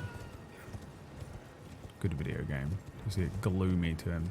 Oh, you're magnetic. Fantastic. I shall be magnetized to you then. Why not? Oh my good god. Stone sword key.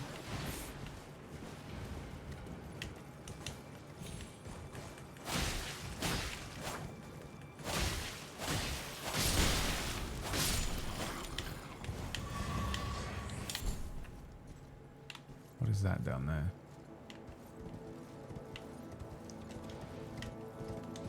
Wow, I'm on 1 HP.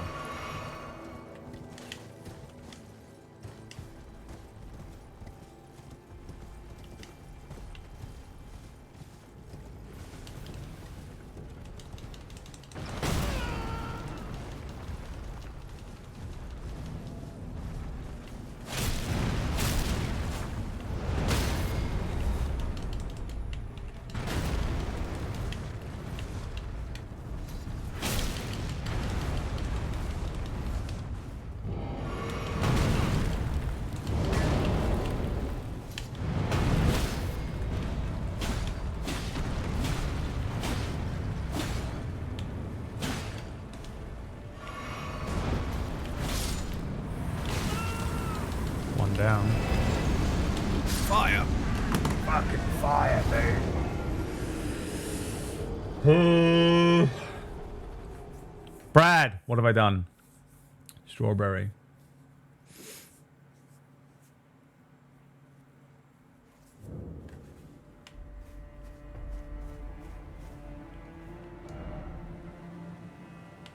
Where is that place? Not there, is it? Is it here? What do you want, Strawberry?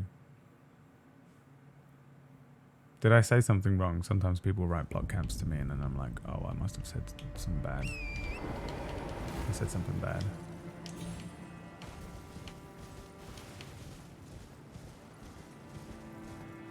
Hey. Oh, okay. Oh, you want this?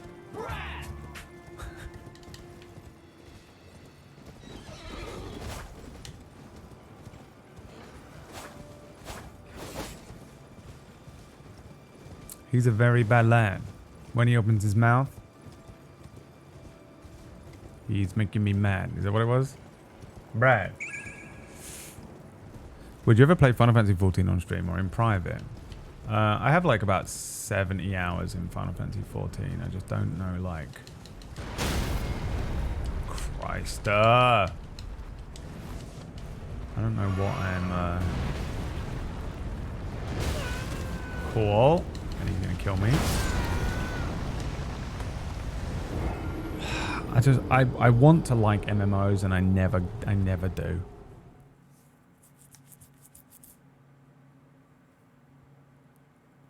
Oh, there's a grace point over there? Okay.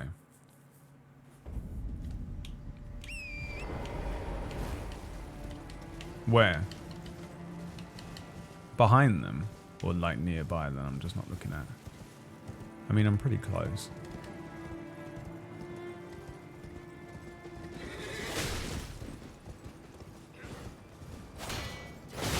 Wow! You are gonna pay for that, dude.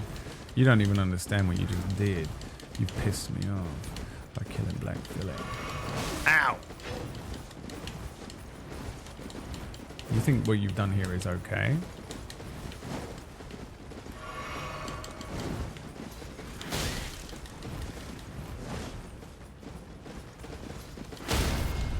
Yeah, that's right, bitch. I'm a goddamn samurai, you son of a bitch.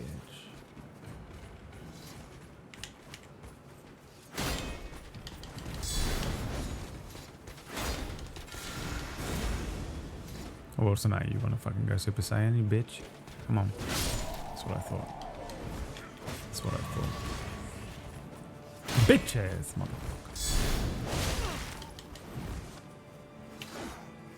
You will pay for what you have done to Black Phillip people.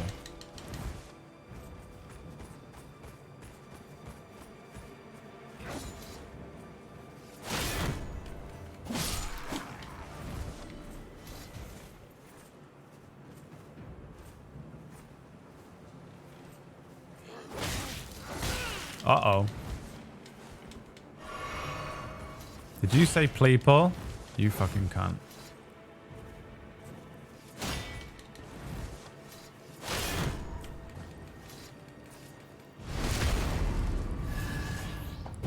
Cool.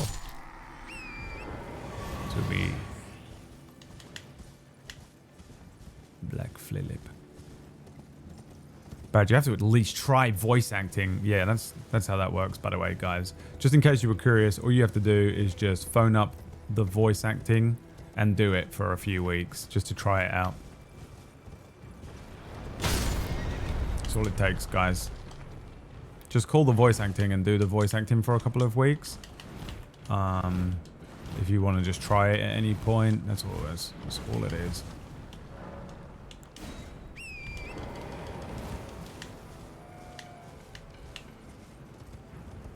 Over here or back that way?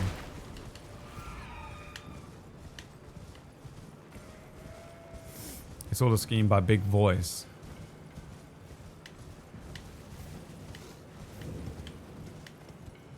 Lux Ruins. Let me tell you something, Lux. Come to my house, you're going to be left in ruins as well.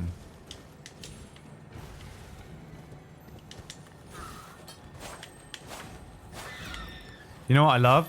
This whole game. It's a fantastic game and a great experience to be had by all. That's you lot raging in the chat. But I didn't call up the voice acting and just do the voice acting. Just try the voice acting, Brad. First of all, I'm a terrible voice actor. You don't know what you're even talking about. You're not a producer of a fucking animation. You're not a 10-year veteran in the voice acting industry, so you don't even know what you're asking. You're just a random person. You're a bus driver. You work at a bookstore. You don't even know what you're asking. Second of all, that is not how it works.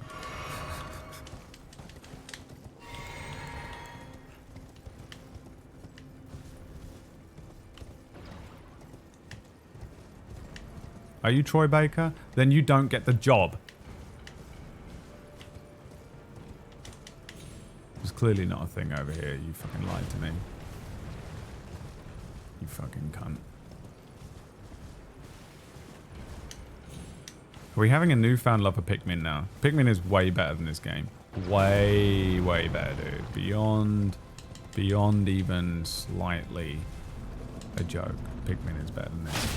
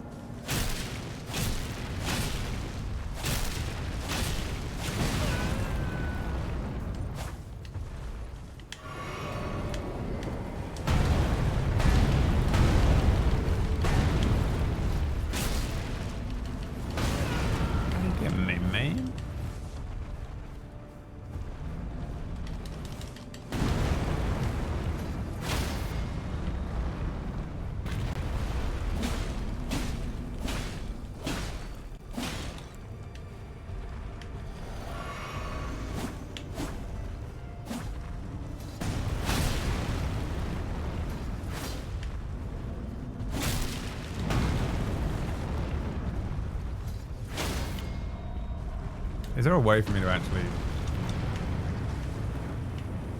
Oh, there.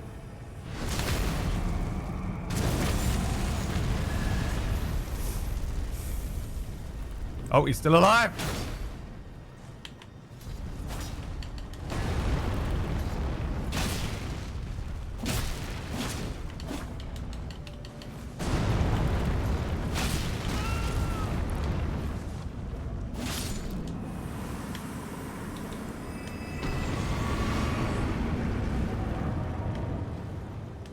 Oops.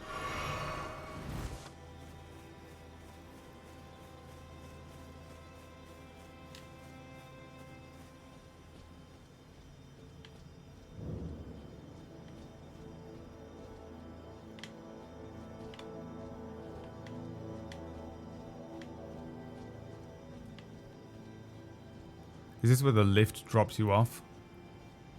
Wow, that's got to be so annoying when you go to all the effort to actually take the lift and then it brings you up straight in front of those two dickheads.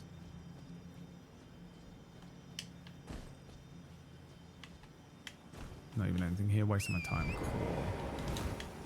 Yeah, here we hit the fucking open world problem where, like, I just don't care. I don't know where I'm going and I don't care about where I'm going because there's no purpose to it. You just have to wander around until you're good enough to proceed with the game. It sucks.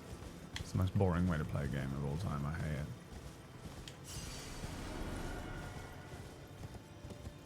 You are underleveled. Go and waste your life force away on shitty things until you are allowed to proceed. It just bores me. I like linear games, man. What can I say? I like it when you just tell me the story and then I can carry on with my life. Hello. Christopher Kipling, my son. My son!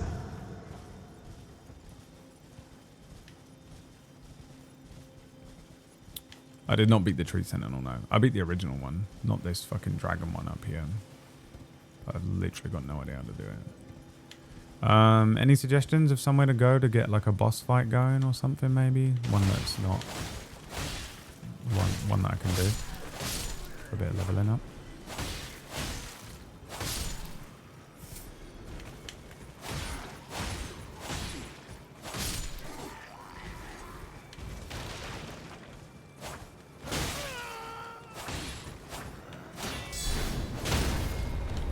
You killed Black Phillip.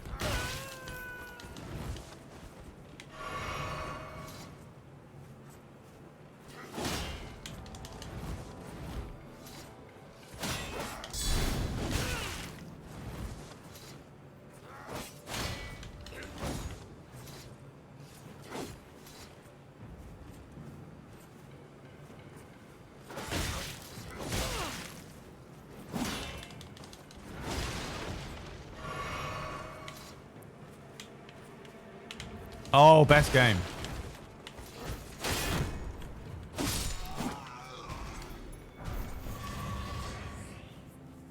Go to Khaled. DJ Khaled. You're loyal.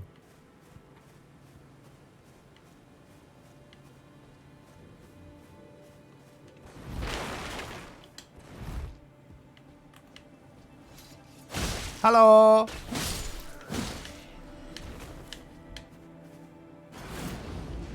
Mein Gott.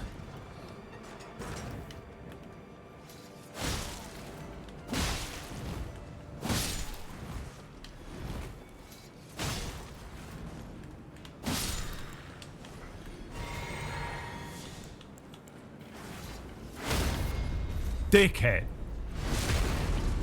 You thought you could face me in single combat? I am the rider of Black Phillip. You bound to know, man. Alright, where's DJ Khaled?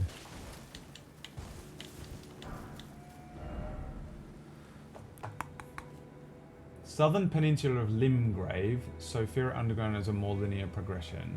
Limgrave. I don't know what that is. That's an area though, isn't it? I don't know what that means. Castle Morn is a better plan than going back to Khaled.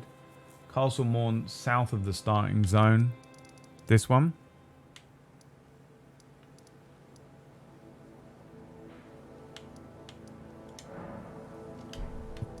I bet I have to go this way though, don't I?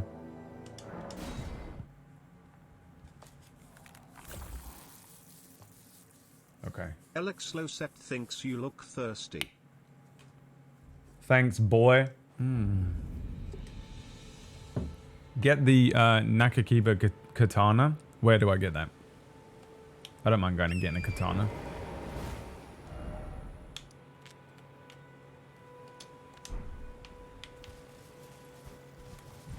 Cool. Every time, man.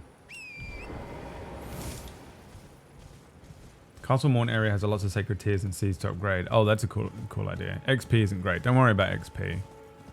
I'd rather have those seeds and stuff at this point. There's a couple of good spots that I can get XP from if I want it. It's a long quest and not attainable now. Alright, never mind then. Hola! ¿Cómo estás? You are weak, my friend. My powers have doubled since last we met, Horse Rider of the Bridge. I no longer fear you. You are little more than a crustacean to me. What? What did you call me? You heard me. I called you a crustacean. What are you going to do about it? Cry? How dare you? How dare you call me a crustacean? You see him going full goat mode then. Shut up with your fucking horn. And you shut up with your fucking little hat. Fucking lay you all out of gold, pickled foot. Does the wind need a reason to exist? Still the greatest fucking... Dude, misunderstand. Imagine not even slightly beginning to even grasp what...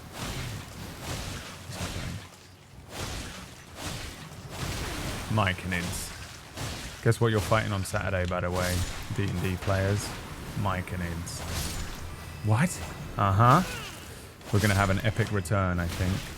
I've got a plan.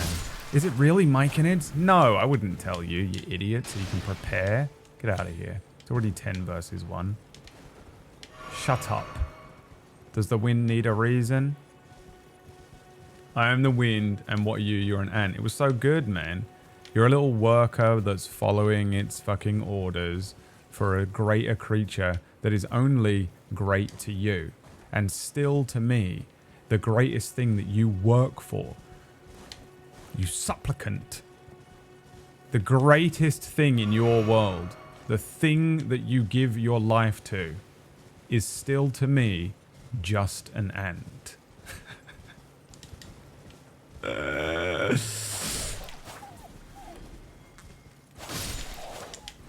I am a full force of nature, and you are the smallest thing that gives itself to the smallest thing. It's such a good callback as well, because all they did was ask me, like, who are you? Who are you? What are you? What is your purpose? What is your thing? And I gave them so much of a better answer than they could ever have asked for, and they didn't hear it. The Summers gang, baby.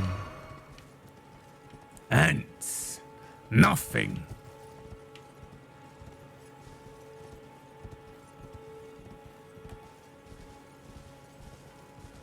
Piss is all you are.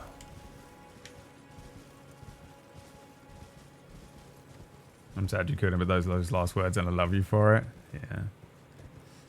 Dude, Rufus died for Missy. Think about that for a second. Both of my characters enthralled by this witch.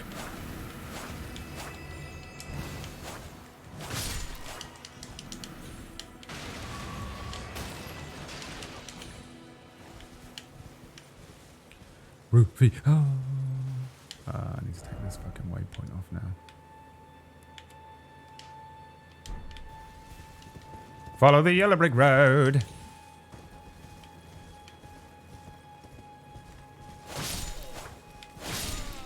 They were never going to understand him. I knew it the first day.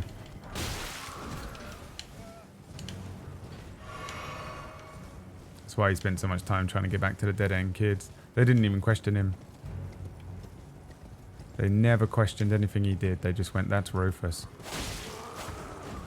You know?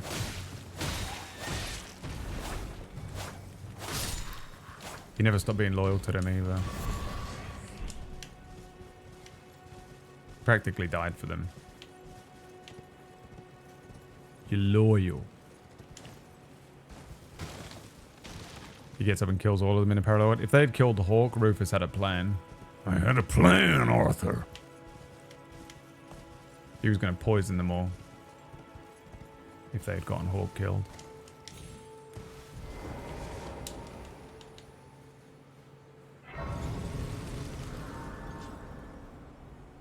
I am the storm that is approaching. Suck your mom.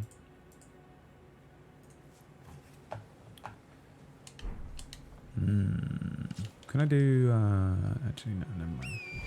Forget it. Missy's bestie, yeah. I think they probably would have become quite good friends. Considering the way things happened. The only thing that would have been a problem, I think, is the way that that Wallaby's death went down would have been an issue because Rufus had ended up being closer to Edwin, so I think he would have struggled there. He would maybe have even sided with Edwin in that moment because of the way that Rufus and Edwin actually got on. Or he wouldn't have been able to take a side. I think the whole thing would have been very confusing for Rufus. I'm almost glad he's dead. I really don't know how Rufus would have dealt with that situation. It would have been a difficult one for him. This is a really, really tough one for me to get my head around even now, thinking about, like, I guess we would have seen how it went, but a large part of me wonders whether I would have sided with Edwin. I would have had to be there. Oh, Peaches versus Missy every day, but bear in mind, Rufus had a relationship with Edwin because people misjudged both of them. Edwin also gets called crazy and psycho and all this stuff, and that kind of stuff is what really alienated Rufus as a child. They forced Rufus to go and have he had to go to a doctor thing. They almost put him in an asylum. They did all these experiments on him. They threatened to do all these other experiments where they were going to drill into his head, and they held his head under ice water for hours to see if it would fix his brain. And Edwin had suffered similar things. Edwin has been through similar kind of things, and Rufus and Edwin had a bonding moment at one point where they acknowledged that in one another, and it's a very, very unique bonding point for someone like Rufus that I think really strengthened his relationship with Edwin. And also, bear in mind, Edwin was the one that brought him into the Dead End Kids because Wallaby was in Sissika at the time, and he charged Edwin with testing Rufus and stuff. So yeah, Rufus saw Edwin in a very different light to everyone else, I think. So it would have been a very difficult situation for Rufus to deal with. Enter Evergoal? Eh, fuck it. Why not? What are we talking about? I'm not telling you. I'm not telling you. Don't tell him. You'll never know. And there's nothing you can do about it. It's the Bloodhound Knight. Daryl. It's Daryl from The Office. Oh, dude, you are so fucked. It's unreal.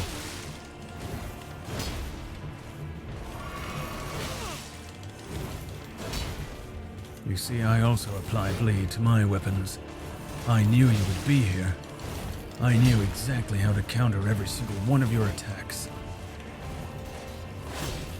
Yeesh!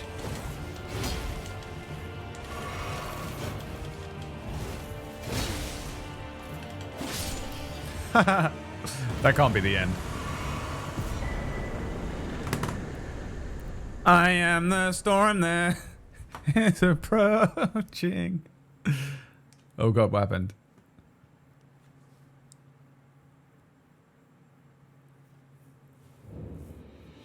Is that it? Now what?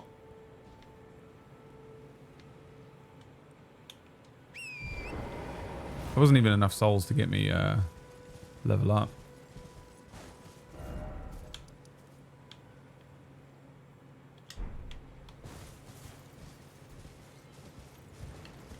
Is that all? It was Rufus shouting to the Summers gang. Is this all? This is what everyone's been building up.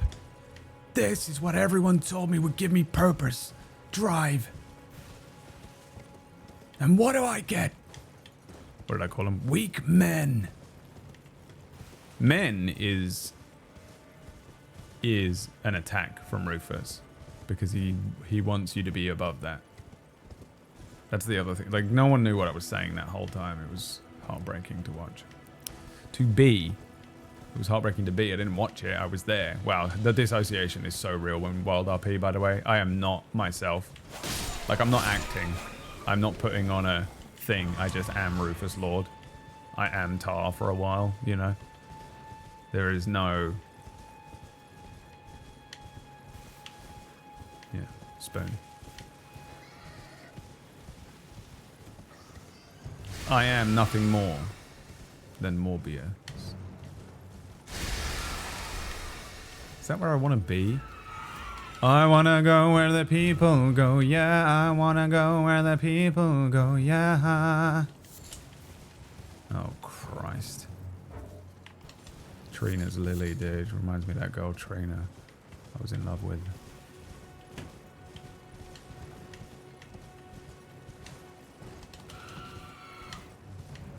Nothing down here, bro. How do I get to this fucking castle, bro? I hate this game. It's happening. It's beginning. The descent has begun. If I turn this game off today, I'll look back on it fondly.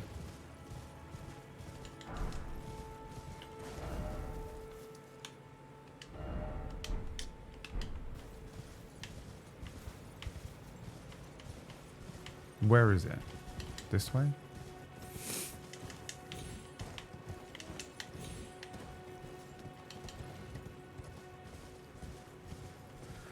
Almost halfway through the game, really? Oh, okay. We can do this. I believe in me. Claim the strength you need, my child, to become Morbius.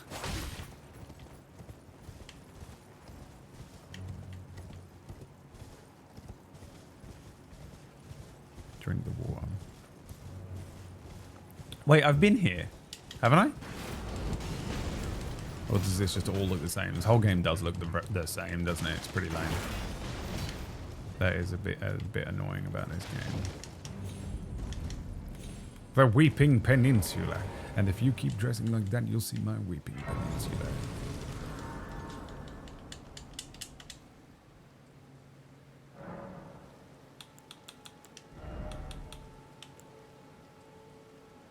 Is magic attacks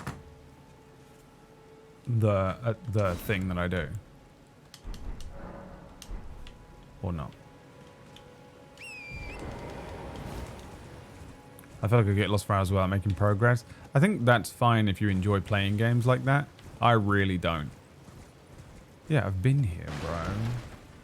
You sure I haven't been to this castle? I wanna suck what the people suck, yeah. I wanna suck what the people suck, yeah. I don't know what's wrong with me, man. I need parents. Please.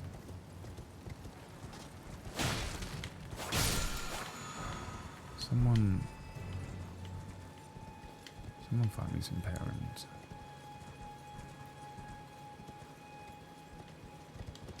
Lele needs to have this baby. She's fucking losing her mind, dude.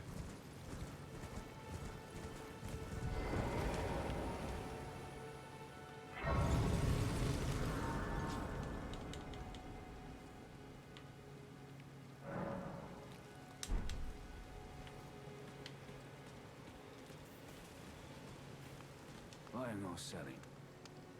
Yeah, we've been here, right? Smithing stone 2. Stone sword key. Bastard sword. This is all useless to me, isn't it? A crimson amber medallion raises maximum HP. By how much? You know what? I'll take it.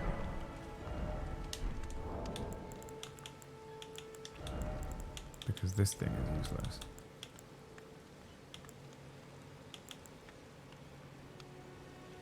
Raises it by nothing. By 1. That amount in the top little bit. You know, one day that'll save me and you'll be like, Darcy, you should have bought it. We said that there would be. You're the streamer. I know everything because I'm in a Twitch chat. I'm pretty sure I've been here, but I don't. Where is it? That? Where's the castle, says Brad. I'm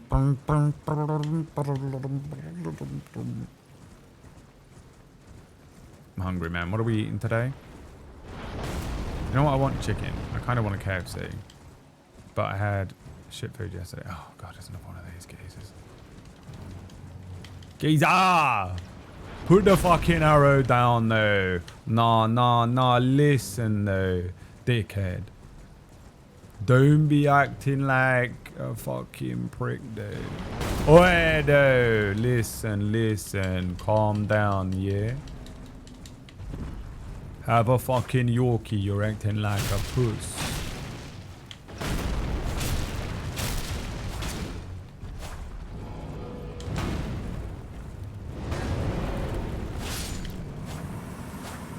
He's dead? This one was a bitch. This one wasn't as strong as the other one. Huh? What? The Buster Sword, look. How does that not make you think of Final Fantasy? Witness. You will be my living legacy.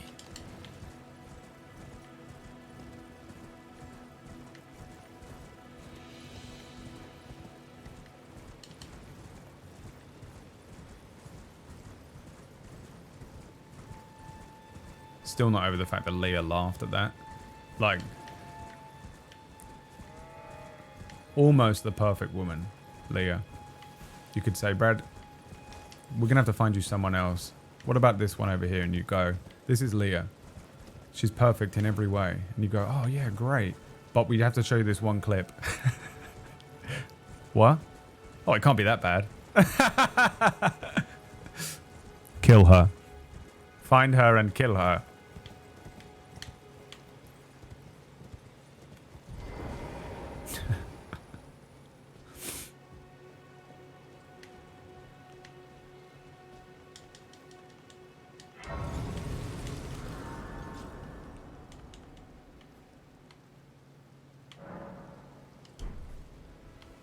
All right. So in here is a bunch of seeds and stuff. I haven't been in here, have I? Someone have the clip handy. I guess I don't know what Leah does, whether she keeps her highlights or anything, but if you watch the ending of Crisis Core on her channel, it is horrendous to watch. What are they doing? Look.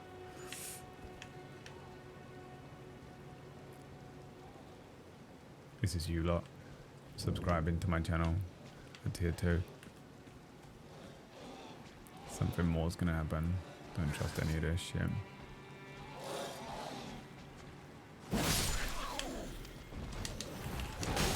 Hey buddy, hey buddy, hey buddy! Calm yourself. I am a samurai. Witness my samurai skills with my samurai blade. My basic level 1 armor. I'm going to beat this game with the original fucking armor, by the way, and that's going to be so embarrassing for the rest of you. And the rest of you are like, I put 40,000 hours into the game so that they could get the top level armor, so that they could be the final boss. You will feel shame.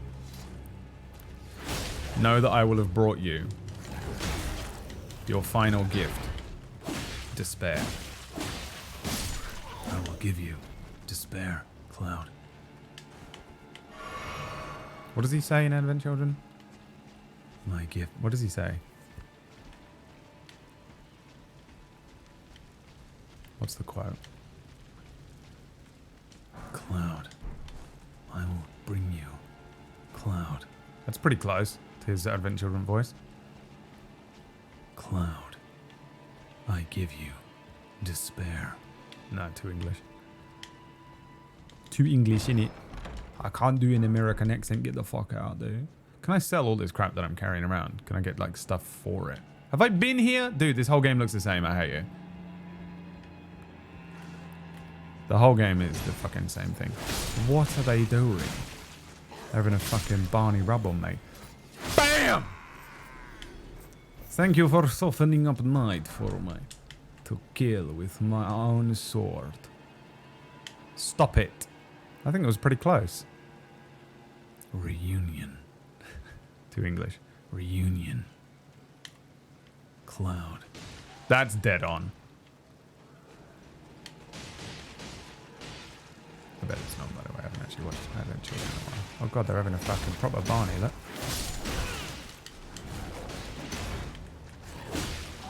Let them fight.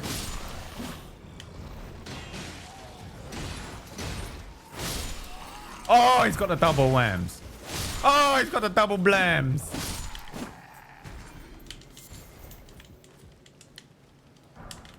Oh, he's got your dad's dick in his hands.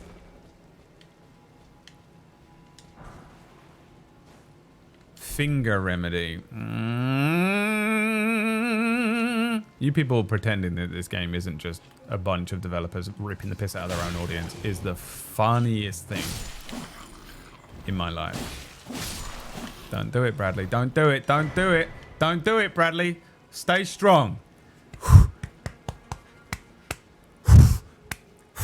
In my life. Damn it. Cloud. In my life. There's been heartache and pain. Now, I don't know if I can take it again. Too gravelly. Advent Children set off was pretty fucking manly sounding. None of this Tyler Hoshin shit. You know what I'm saying, though. Oi. Listen, though. He lives in you.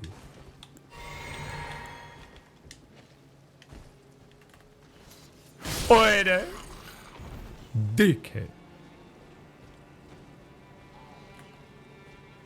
Sephiroth in the Crossing. Rufus was a bit like that, to be honest. If I have another villain, it will pretty much probably just be Lionel from Leech.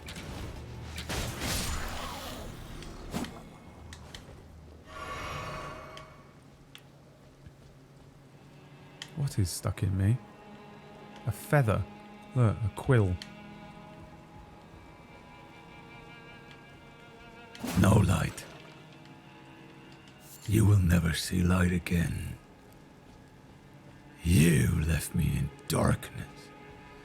So, you will never see light again. Me talking to my dad. I want Brad and Bert to roll up Obi-Wan and Anakin.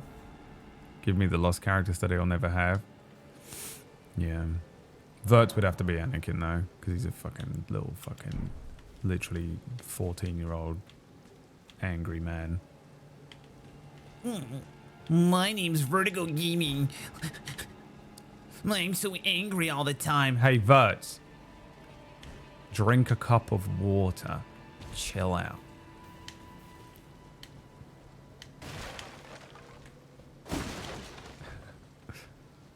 I do love Vert, though. I love him as a brother! It's been too long.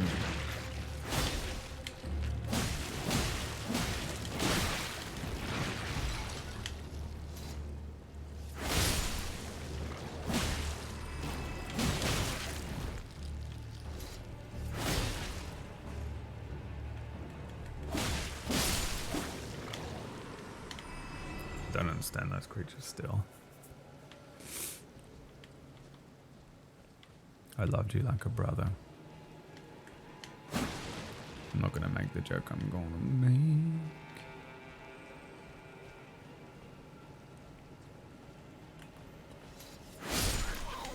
If you want, you can love me like a stepbrother. There you go. I made another one instead. That'll do.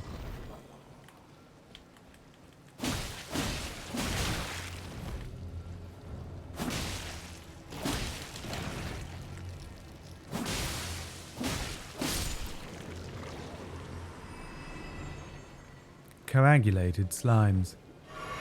Here we have a coagulated slime in its natural habitat in Wales, sitting at its computer vaping far too much with its popcorn lung.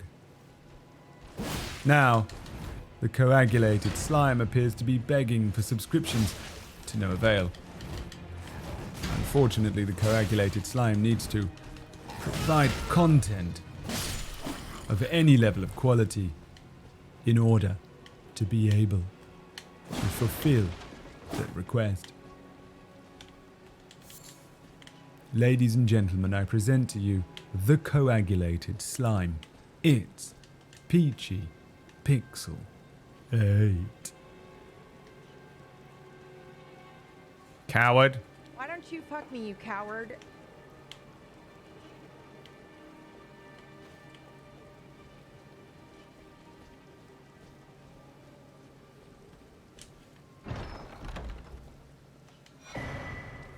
The Twin Blade Talisman. I thought I'd never see it again.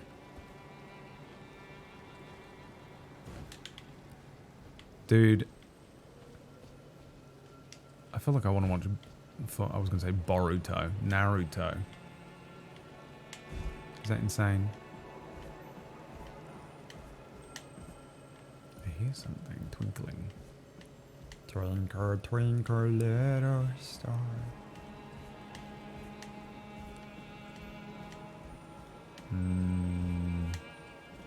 Will I die from this height? Can I land on this tree ledge? Oh, he's alive, he's alive. Falling damage in this game is so weird.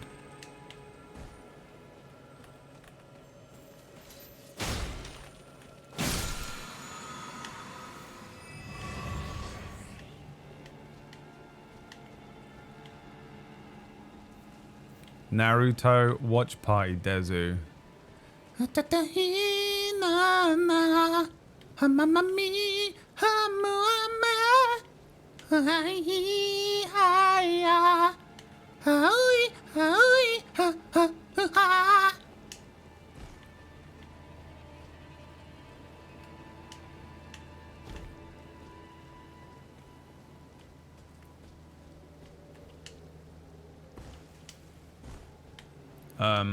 I got all the way like to the end.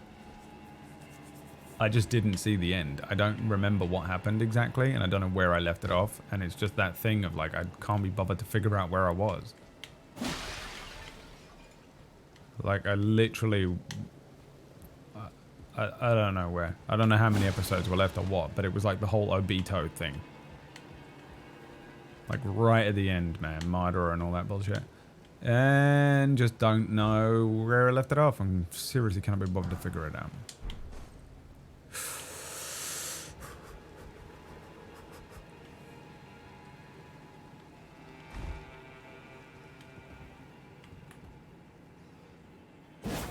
Cool. Didn't fuck that up at all, bro.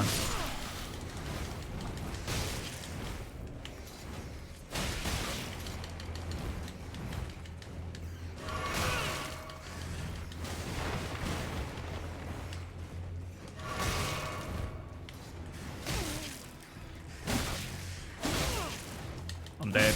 No, I'm alive. My god, I'm dead. Oh no, I don't even know where I am.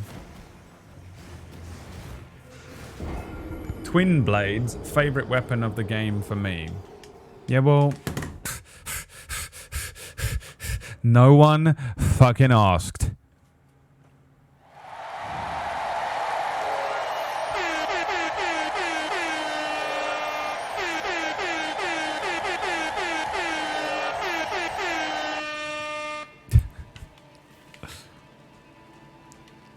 I usually like twin blades in everything.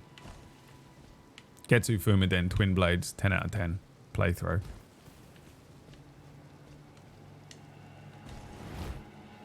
Oh my god, I've got to fucking go soon. I've just remembered. I've remembered something, and I'm not gonna tell you what it is. You'll have to wait and see and find out. But it's nothing to do with Biz.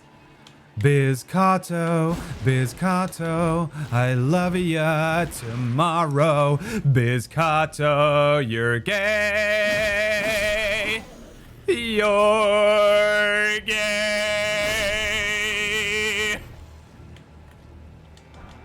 I love him so much, dude. I'm the gay one, really. I would fucking absolutely do anything for 12 minutes alone with Bizcato. 1 minute would be spent sexually harassing him. The following minutes would be spent talking about all of the things he hates about role players.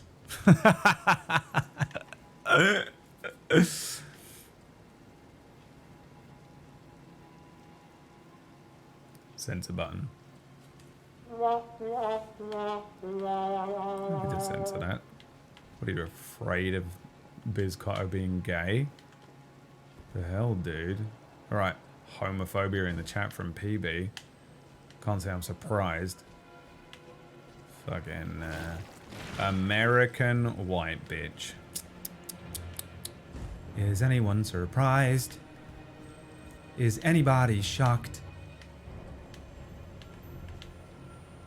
PB's in the chat. And she's gonna get fucked. Cause she's looking pretty great. In that tasty red lipstick. I wouldn't mind seeing those lips wrapped around my god. I've gotta go back down here.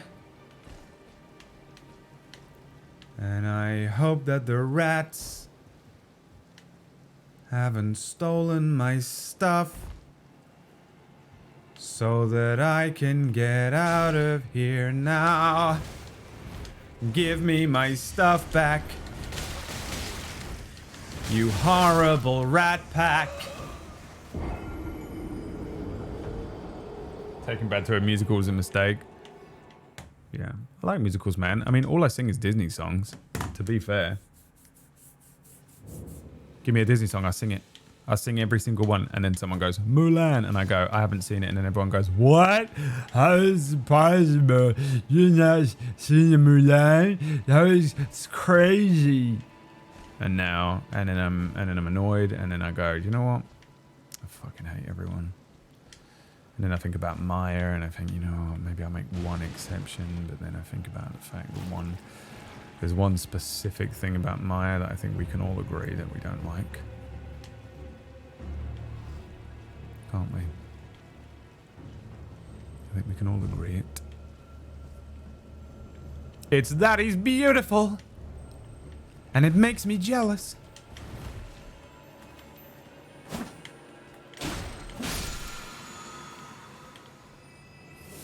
I tried to kiss him, I got overzealous. He put his hand out, he said, no, gypsy, no. Stay away from me, 'cause I don't want the COVID. But I gave it to him anyway. I snuck into his room. I injected him with COVID. And I ate his tasty mushroom.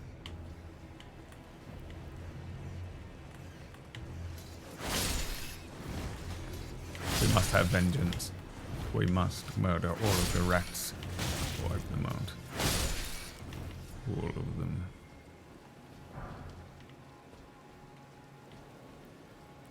Brad the musical. Who's buying tickets? Who's buying tickets to Brad the musical? What was the COVID result? Negative. Yeah! Yeah!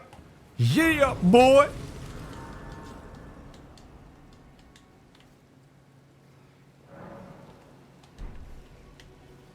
Somehow I did not catch COVID.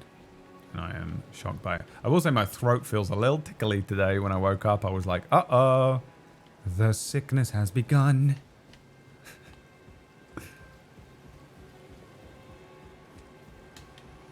I'm gonna stop. If I could sing though, dude, I would do that all day. If I could sing like a musical, this whole stream would be a musical. It'd be so fucking annoying. I mean, it's already a musical, except I can't sing. So you know what? You're right. I'd like to apologize. Oh my God, dude. Joe Biden fell off a bike. Oh, I laughed so much. Falls off of a bike. This is the funniest thing I've ever seen. Dude, this guy is in charge of your country.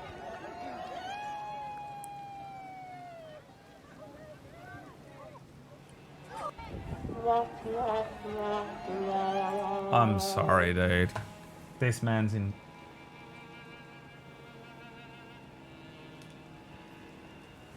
Joe Biden falls off bike. We are in a simulation. Ah, that's the president of the United States. Dude. That's the funniest thing I've seen in my life. There's been... Don't do it. Don't do it. There's been heartache and pain. I don't know if I can ride a bike again. I'm 80 years old. I can't form a sentence. Put me in control of the most powerful place in the world. I can do it. Yeah, I believe it. Yeah, do you believe in me too? Do you believe in me too? I just want to go riding. I'm Joe Biden. I can ride a bike. I can form a sentence. I can rule a country. You'd think that out of those three things, the hardest thing to do would be to rule a country, but it's not. At least not for me. Ruling the country's the easy part, but forming a sentence the hardest thing in the world. Oops. I've fallen off of my bike. Don't laugh at me. I'm an old man. Don't you see? This was always the plan. You look at me falling off of a bike. That way all my generals can do an airstrike.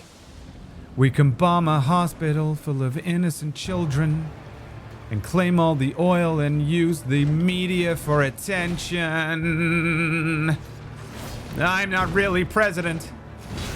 It was Trump all along. He is still president. The MAGA kids, they weren't wrong.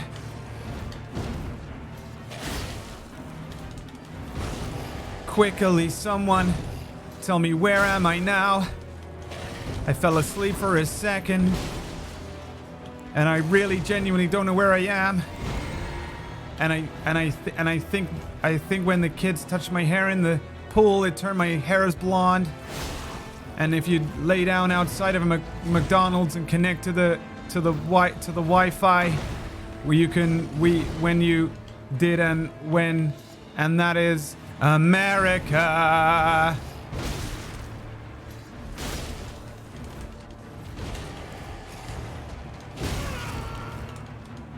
Come on. Come on. What you got, Leonin? God damn it. God damn you, you son of a bitch. Uh-oh. That didn't hurt too much. We're good. Fool. Don't you know who I am? Underneath this mosque.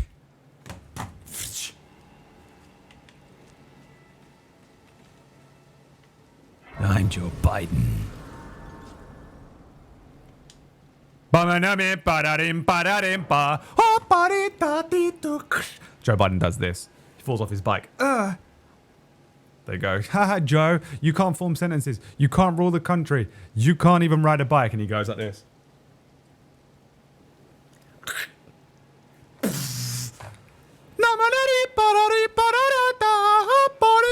And he just grows. Oh my God! Joe Biden was the armored titan all along! It was Joe Biden. Dude, do you know what would be the funniest thing is if Joe Biden was the armored titan? All along.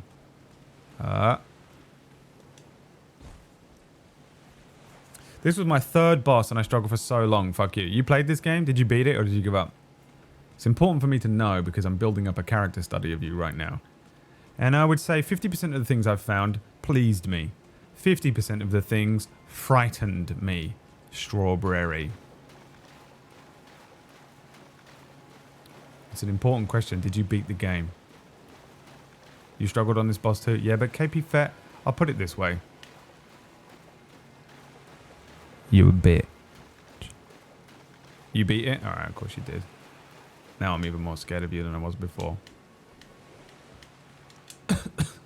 Uh-oh, COVID. It's happening.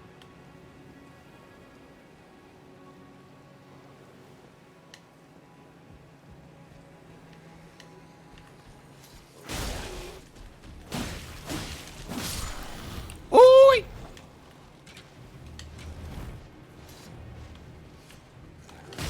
Oh wow, you got a fucking you got some moves on you, huh, boy?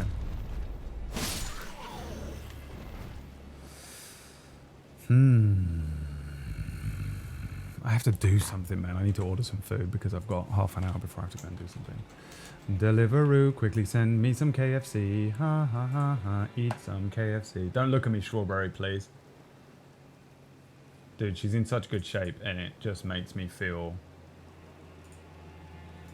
I should not be eating KFC, you know? But I'm gonna.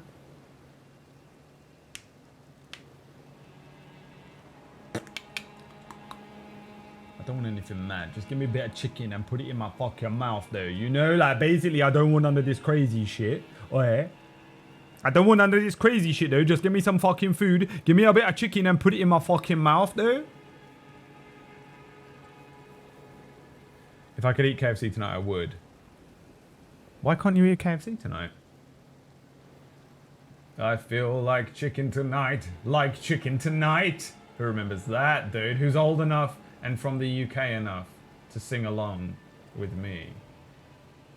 I feel like chicken tonight. Like chicken tonight. Alright, well, I fucked up and clicked the wrong thing. Cool, dude. Just give me this thing. What is this? Give me this. Yep. Yeah.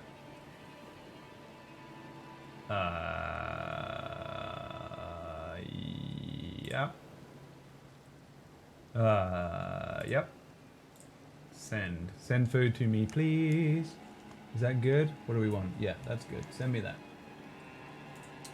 Yes, I will donate the money to charity. Yes, I will give the rider a tip. They always arrive 5 minutes earlier if you give them a tip on Deliveroo. That's my tip for you.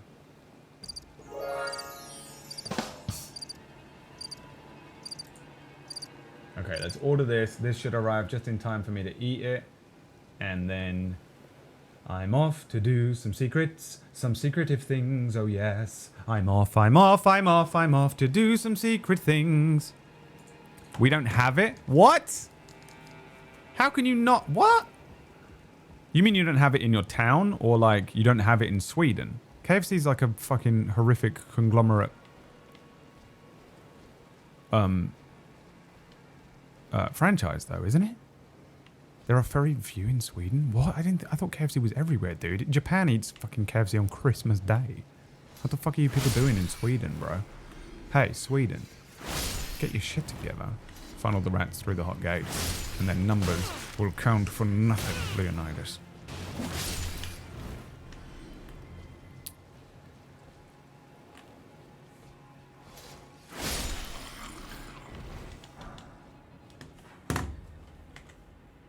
Let's have a look then.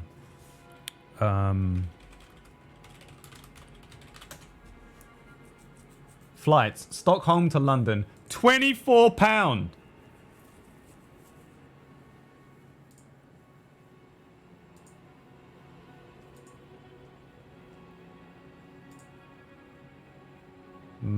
Monday. No, we want the 19th. Sunday the 19th.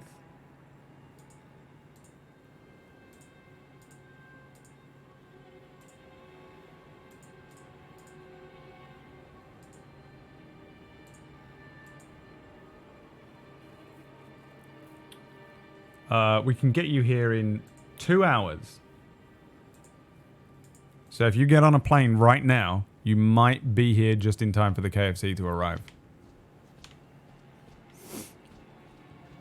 It's no smorgastarta. I know.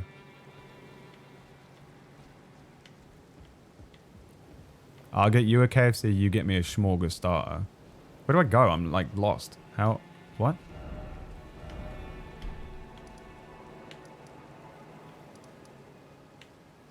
What the hell is this? I would, but no passport. Weak. Do better. I need to check my passport. I think it's all good, but I should check it. Just in case I want to fly to Canada for no reason whatsoever. Right.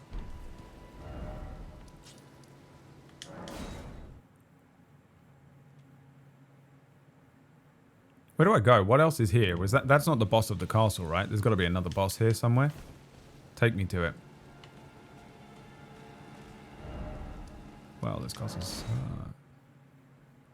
Could you bring the KFC here? Oh, she's getting smart, dude. She's thinking outside the box.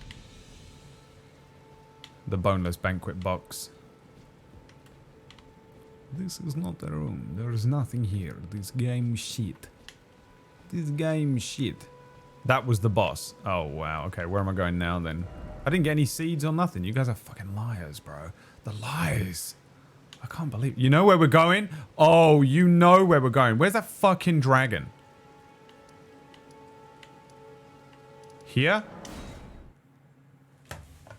Watch this. Watch me defeat this dragon first time. This is the dragon. This is the dragon that we tried to fight a long time ago. Do you remember? Dragon. First try. Yes. No. You remember? Where is he? Is this the right one? No, I went to the wrong place. Which one is the one that he's at? This one? Rock View, Smouldering Church, Third Church of America, Summon Ware, Artist Shack, Mistwood Outskirts, Southern Aeonia, Swamp Bank, Cathedral of Dragon, Communion. Where is he? Crystal Tunnel. Is it this one?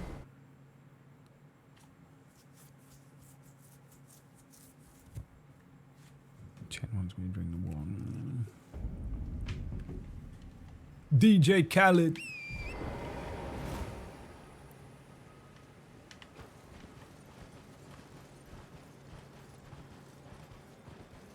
Follow the road to the south. He's just like loitering around here somewhere. He's right next to one of the summon spots. The Grace thing. Oh, it's not this area. This is the fire area. This is bullshit.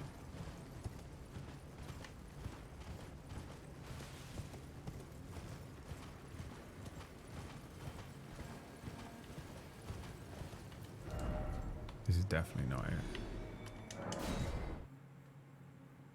All the way down? Really? I thought it was this one.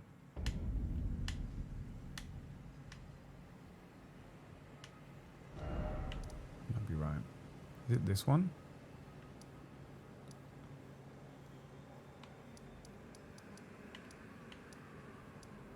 It's not this. He wasn't by a cathedral. He was just out in the middle of nowhere.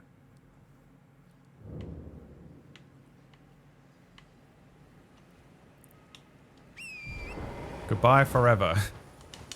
Goodbye, Strawberry. You will be missed. Now go north. Oh, there he is. We ready for this?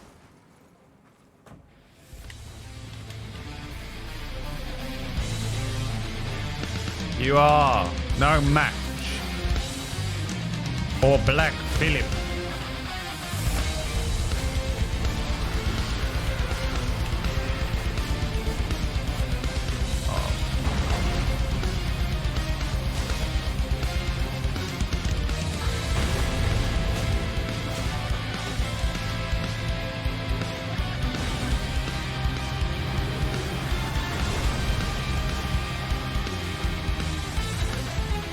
Where is he? Oh, come on. He's glitched out. Ezekiel's.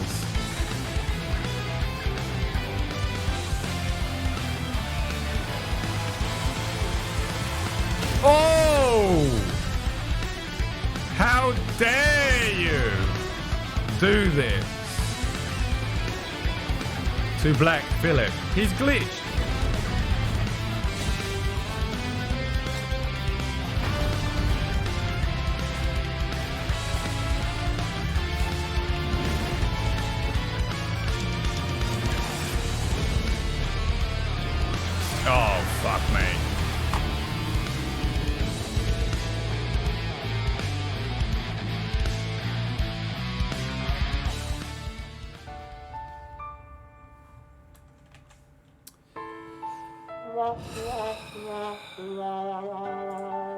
I think we did really well. You did really well, Bradley. Well done.